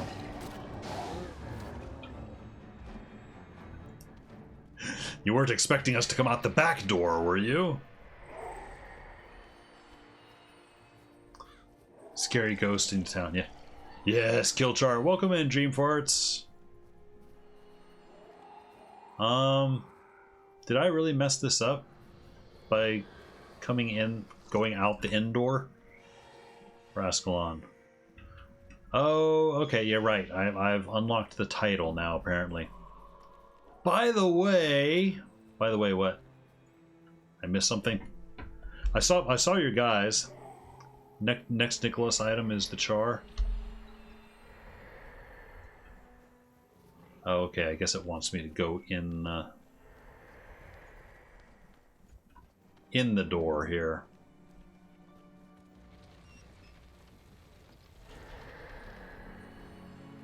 Oh, we actually have to kill the... Okay, got it.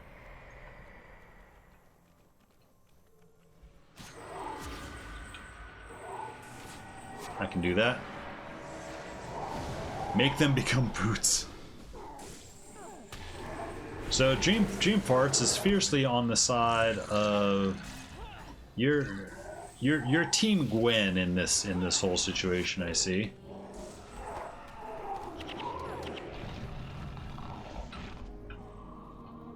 Yes. Yes, I am. Scorch Maulclaw. Chances are he is an Elementalist. Especially with a name like that. Oh, yep, there's the red glow.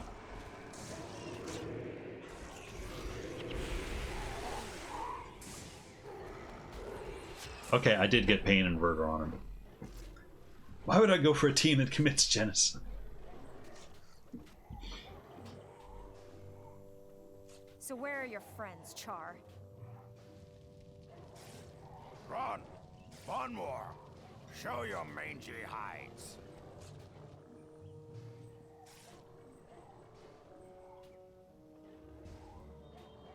Oops. Mouse. We didn't see them. And you wouldn't, unless they wanted it that way. Fire! You should be dead. That was the Hierophant's plan. It didn't take. And now you're reduced to working with meat. How the son of Vatlaw has fallen. Watch. He's going to turn on us now that his friends are here. Is this your warband, Pyre? I am Gron Fierceclaw. This is Bonwar Fierceblade.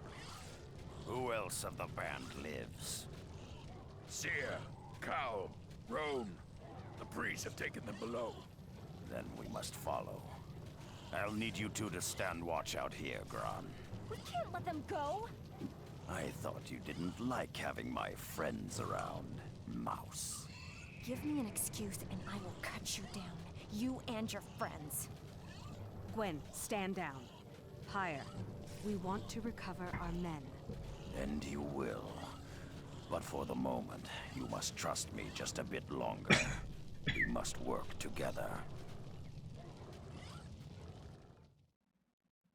All right. So I'm going to run to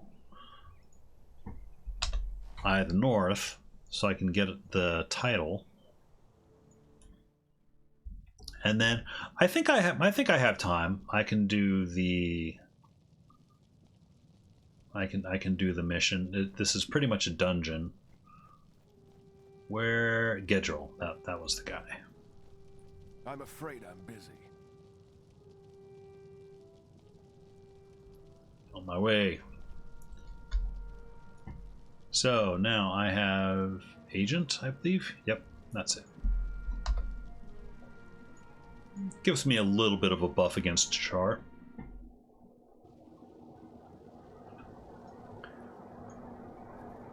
I'm gonna go and do this, and then that. I mean, this takes a little while, but I think this will be the last thing I do today. You want something meat?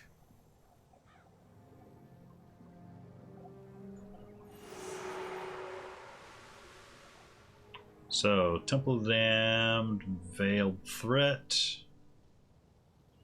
Oh, that's for Rhaegar's dungeon, right. Sure, I'll activate it. I will not activate Temple of the Damned because that is the Doomlord dungeon. I will do the main mission here.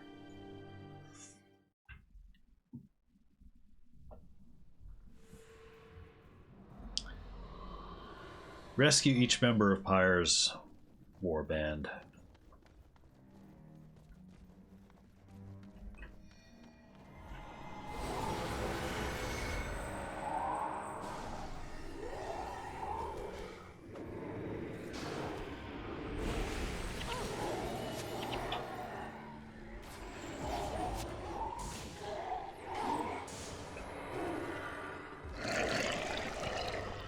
Always kind of like this dungeon. Both the mission and the regular dungeon form. Yeah, I was gonna say, somebody interrupt that. I just realized I do not have an interrupt, and I forgot that those sentries can call like the flame beasts. I think it's the flame beasts.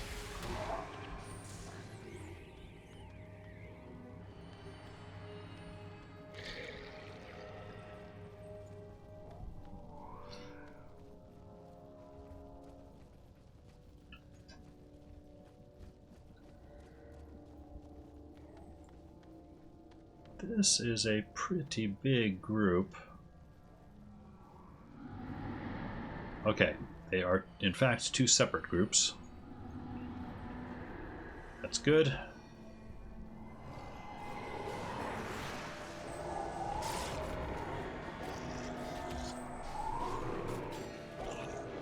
And we have aggroed both groups. Good work, us.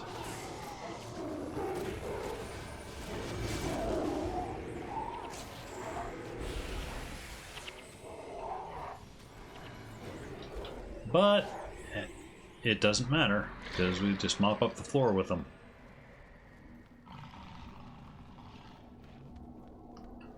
$2.56. Is that time to your episode?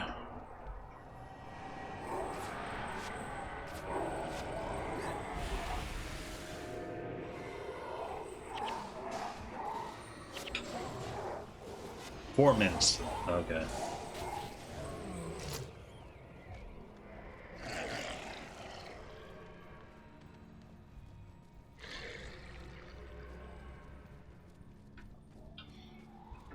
Go ahead and mop up the floor with all the random char in here.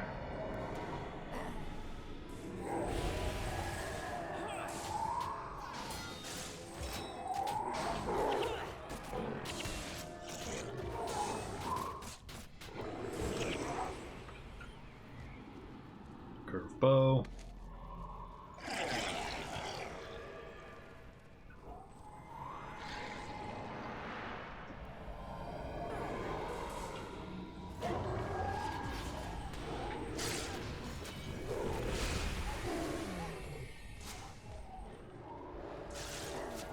There's just too many green dots. They can't keep up. I'm gonna wait for Pain Inverter to finish up, and then put it on one and attack the other. Because he will nuke himself. I mean, he'll nuke us, but it kills himself. It kills himself worse than it kills us, so... Will I play Costume Brawl?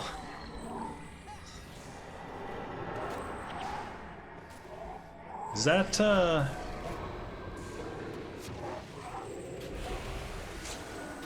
is that a Halloween event thing, I think? Gonna be next month during Halloween. Okay, yeah, I thought so. I don't know. I've played it before. I don't remember much about it, though.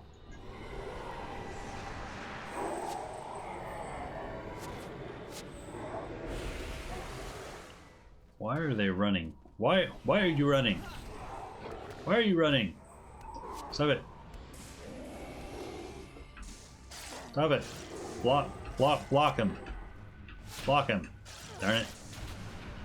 Get back. I don't have any snares. Oh wait, I do have that snare. That one only knocks him down. Okay, there we go.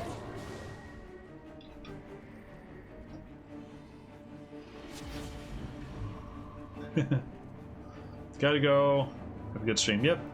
See you around, Dargus. Thanks for hanging out. We'll see you next time. Enjoy the show.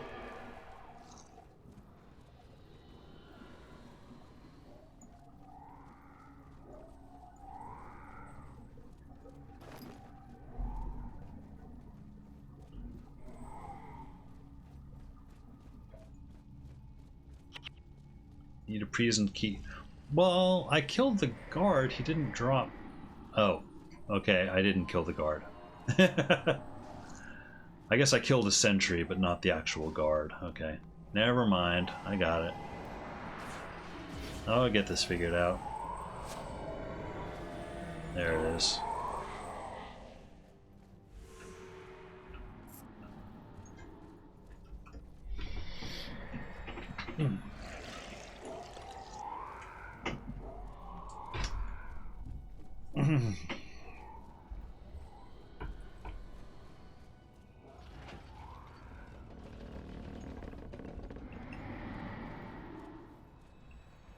Oh. Okay, a little bit of reshuffling.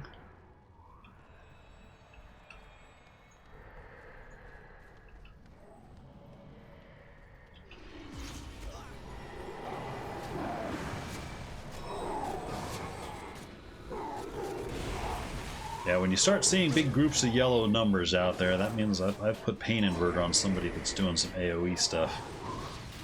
In this case, the Seekers, because they have Ignite arrows.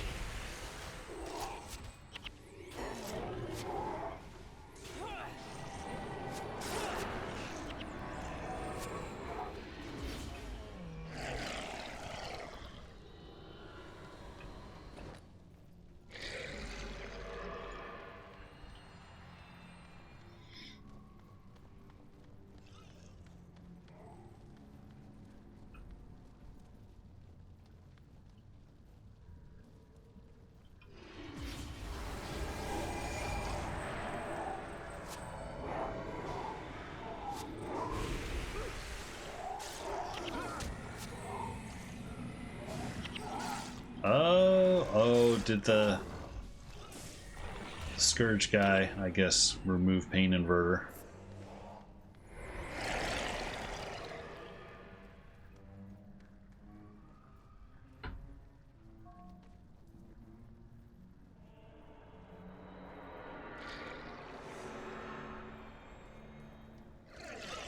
Alright, that's one of them.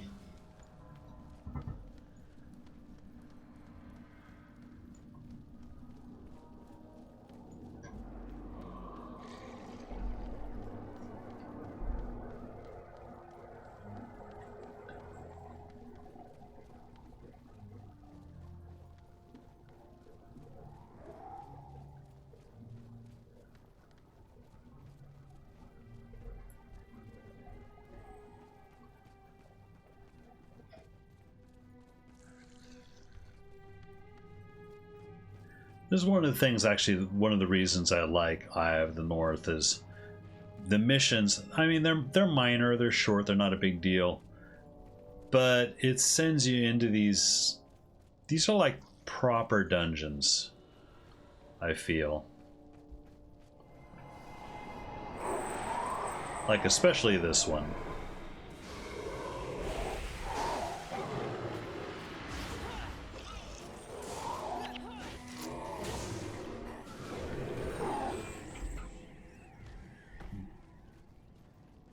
Just realized I'm getting tired.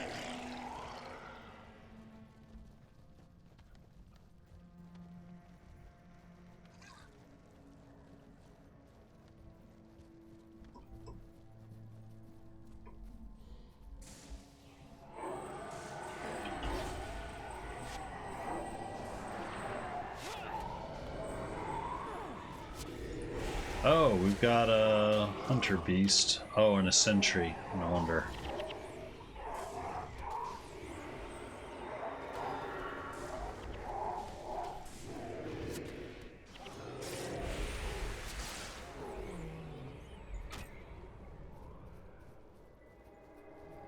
This is where maybe having hardy white tigers might be better, because they've got a bit more health.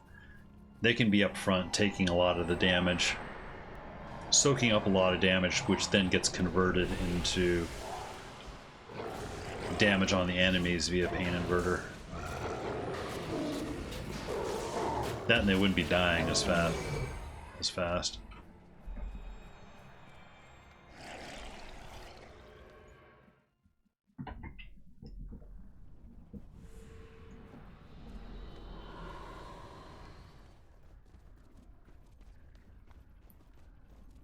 Seems to me, I think this level's the longest.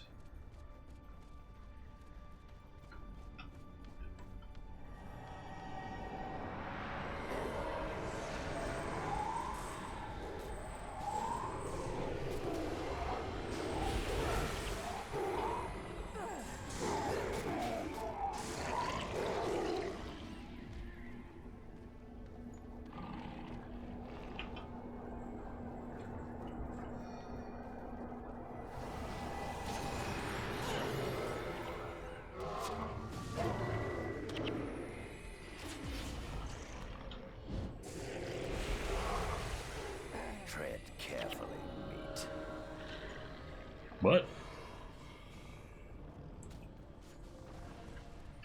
Wasn't expecting Pyre to actually say something right there. We have now all the guys on our case now. Well, let's get, you know what, let's get the Dominators, because the Dominators can resurrect, as I recall.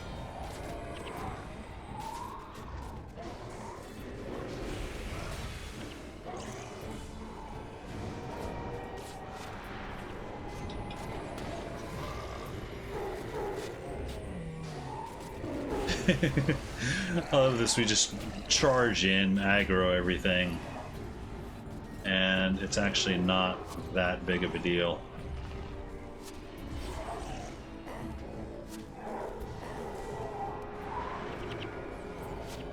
Joys of normal mode, I suppose.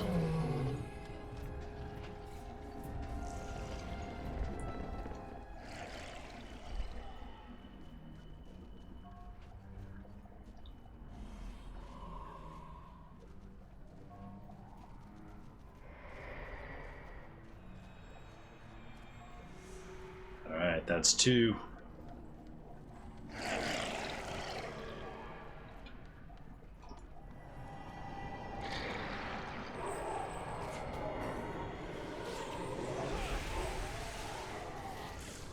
And what do we have here? We've got...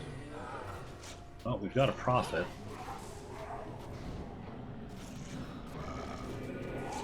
Let's take him out.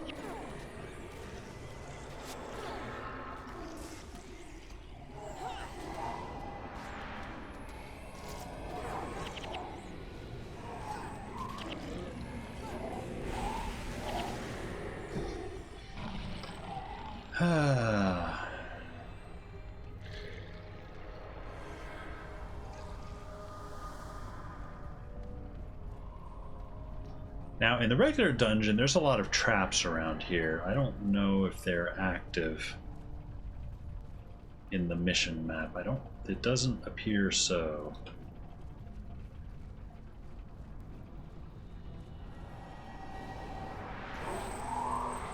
Also, I just realized I could be making this even more stupidly easy. Bring a Char Legionnaire into the party.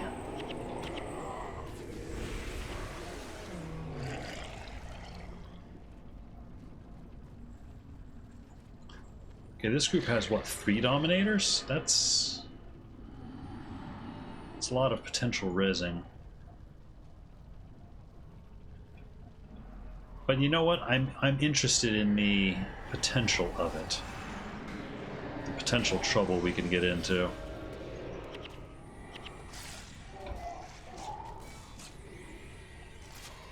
There's another Dominator. There's another Dominator. Oh, he got one. He got a res off. Okay. Dominators are all gone now. We're good. They got 1 res, but it did not help them.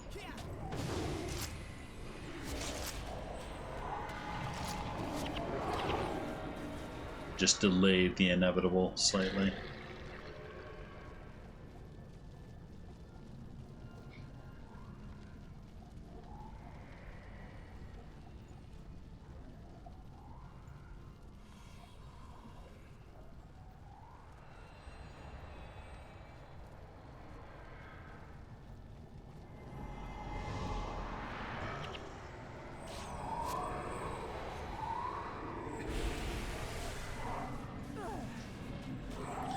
Yeah, with all the green dots, essentially just creates a giant battlefield.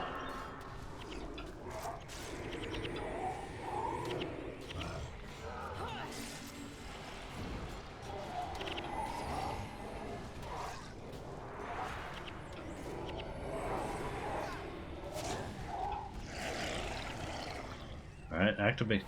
This shrine's always you have to actually really walk right up to it to activate it. There we go.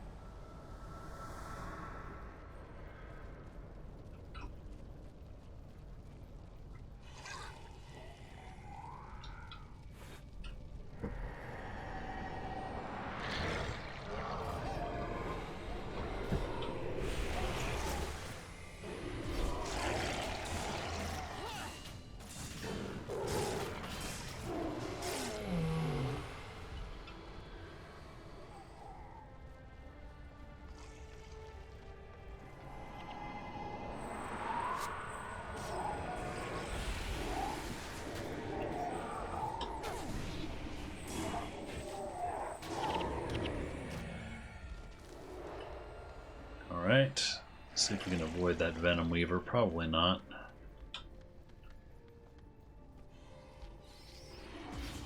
Yeah, minions and pets are gonna go after it. That's fine.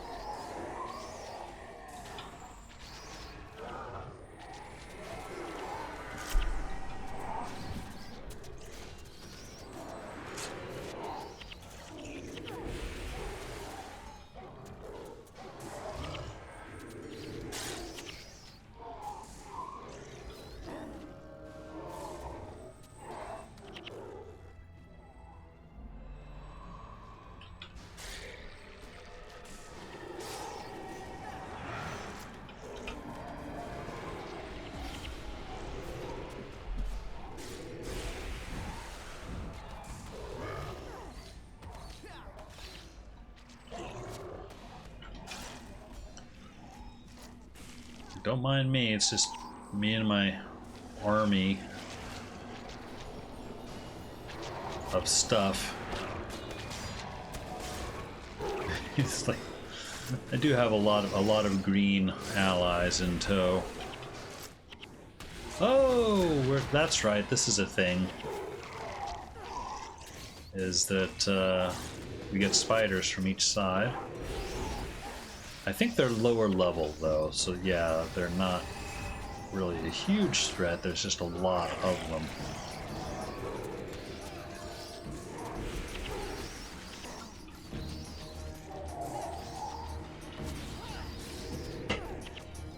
And meanwhile, I see our Char allies are doing nothing. The only Pyre's doing stuff, but Cowl is sitting here doing nothing.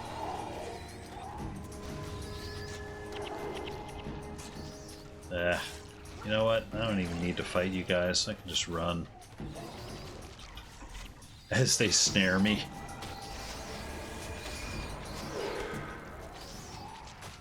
Well, still, the point stands. I can just go right in the door.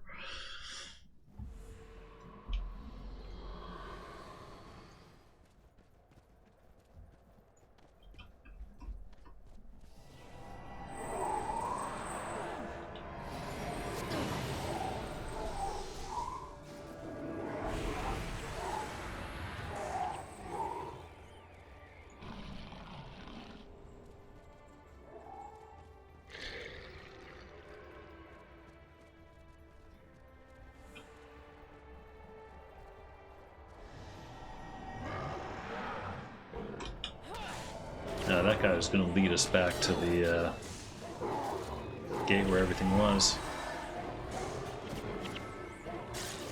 Not that we couldn't have, we could have taken it, but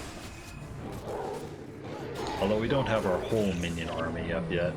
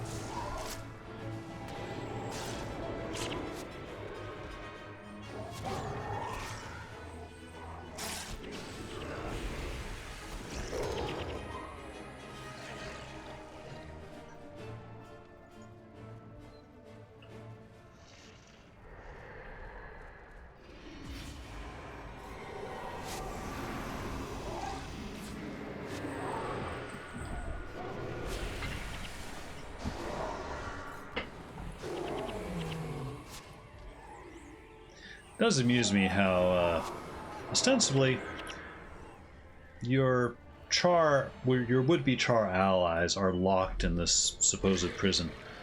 Not really a prison. This is just a really big room with burning trees, and he's just hanging out here. I mean, yeah, there's guards here, but still.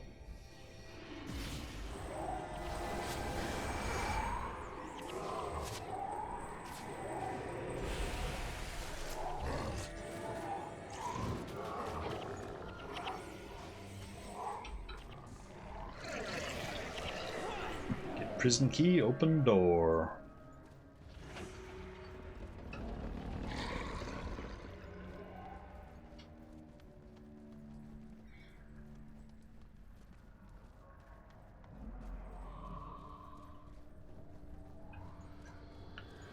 Shielder.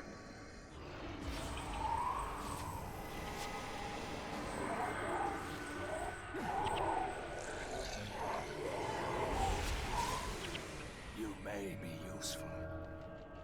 You may be useful. Maybe.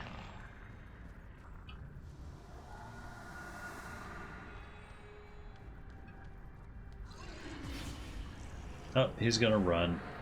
Okay.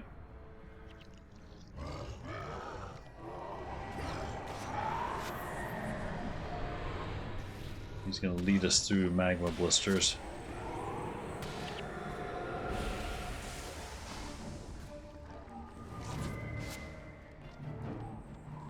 Which, in and of themselves, really aren't a big deal, as I recall. Infernal Rage was... There we go.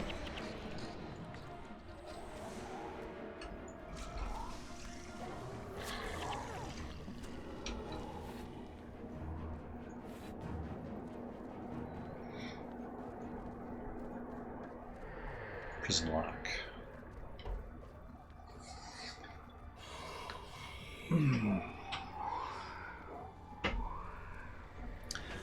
I think I did kind of forget how big this dungeon is, and this mission version of it is admittedly a little bit more abbreviated than the full-on Temple of the Damned dungeon version, but still.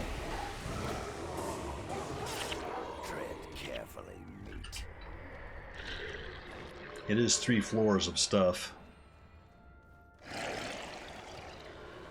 I feel like the dungeon level of the Asura side that we did, finding Gad, I mean, yeah, that was like, what, 3 levels, but it felt a lot shorter than this.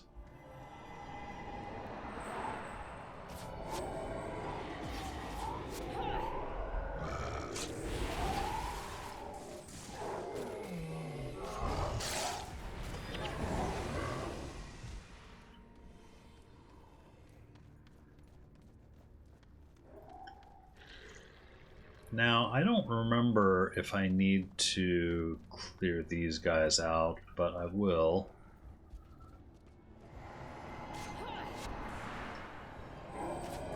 Because coming up is actually one of my favorite enemies. Favorite enemy designs, honestly.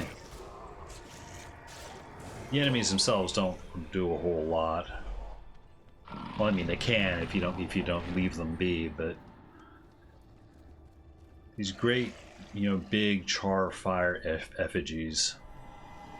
They're pretty cool.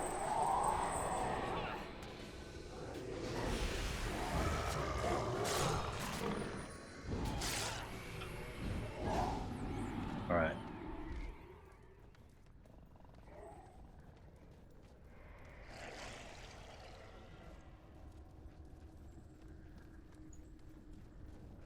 Flame Master Maultooth.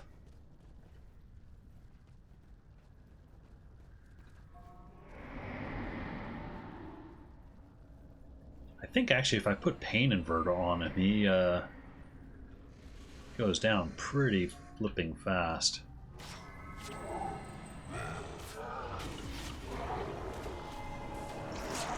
Then put the up there he goes. Oh no, he didn't. There we go, char effigies. Yeah, these big...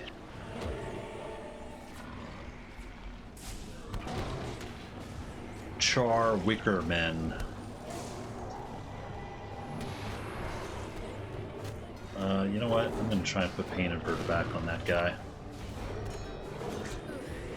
Maybe I should have put Pain Inverter on the effigies, actually. Because we're running out of allies, we're running out of pets. This whole mission's been a cakewalk up until now, and then all of a sudden, it's like, oh wow, we're burning. You know what? Here, let's put a Pain Inverter on you and see what happens.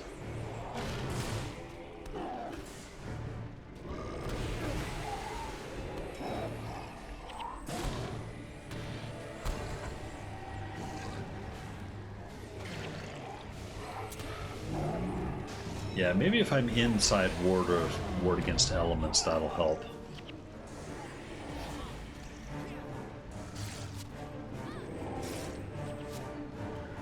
I see my interrupters have been doing a bit of a job on the boss there. Yep, and we can now use Pyre as a hero.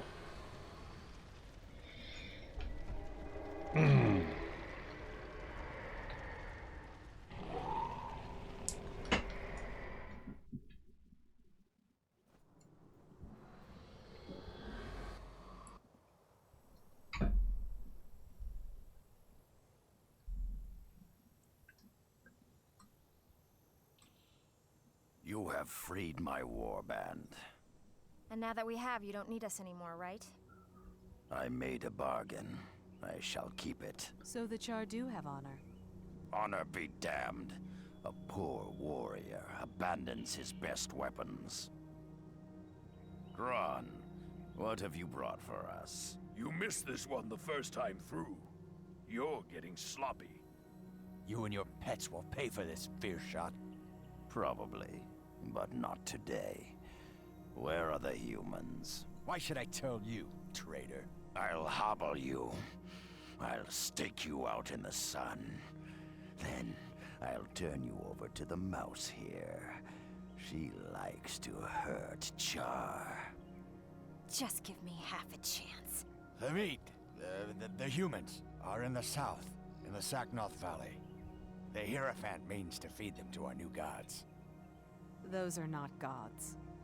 Do you think we care? What matters is that others think they are. I know the valley he speaks of. Have you heard enough? More than enough. Then release me. I'll head north, away from here. I want no part of your petty vengeance. You forget. You are part of my petty vengeance. You killed him. Even though he told you what we wanted to know. He tried to bargain from a position of weakness. He was a fool. You are savage, treacherous animals. You know nothing of my people.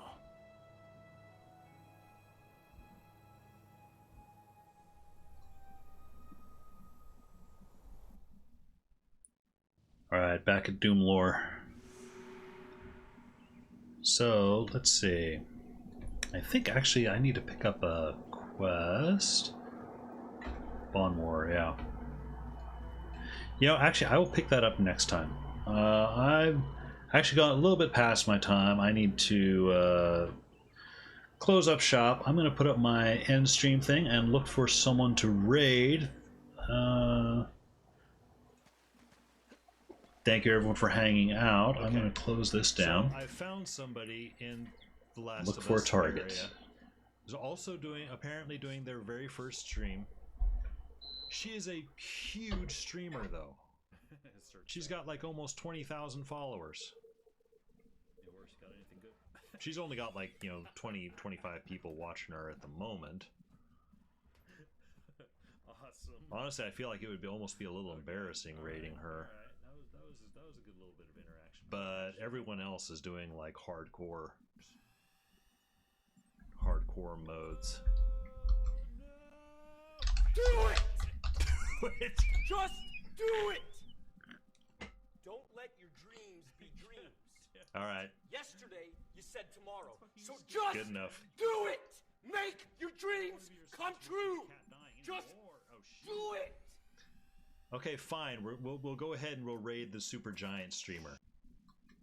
There were a number of times where Buttspot would chime in. Okay, so it doesn't look like there's a whole lot going on in the Guild Wars zone. So I think I'm actually going to send you over to Slayer Val. He's currently playing Apex, but he's also a big Guild Wars player, and he's actually raided me, I think, twice recently. So, and I think it's been a little while since I've raided him. So I think I'm going to send you over his way.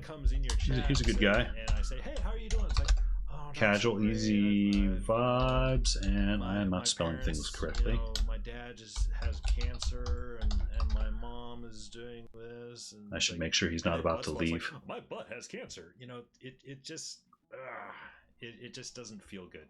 You know, when that happens. You know.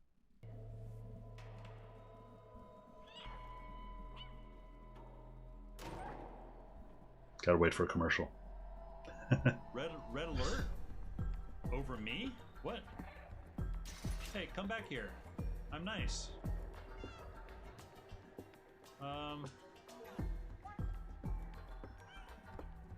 Must be a dog person.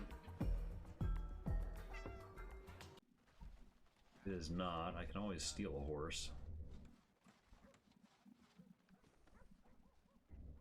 Search saddlebag. Okay, yeah, I'm going to hit him right now. He's in a loading screen, so it's a safe spot. Thanks, everyone, for hanging out, and I'll see you guys later. Awesome. Oh, shoot. Okay. I forgot the raid. All right. Does like a little countdown. A little bit of interaction. Oh, actually, hang on. I think he's waiting for players, so... Oh, the game is really chunking now. Oh, no, that's not fair. The game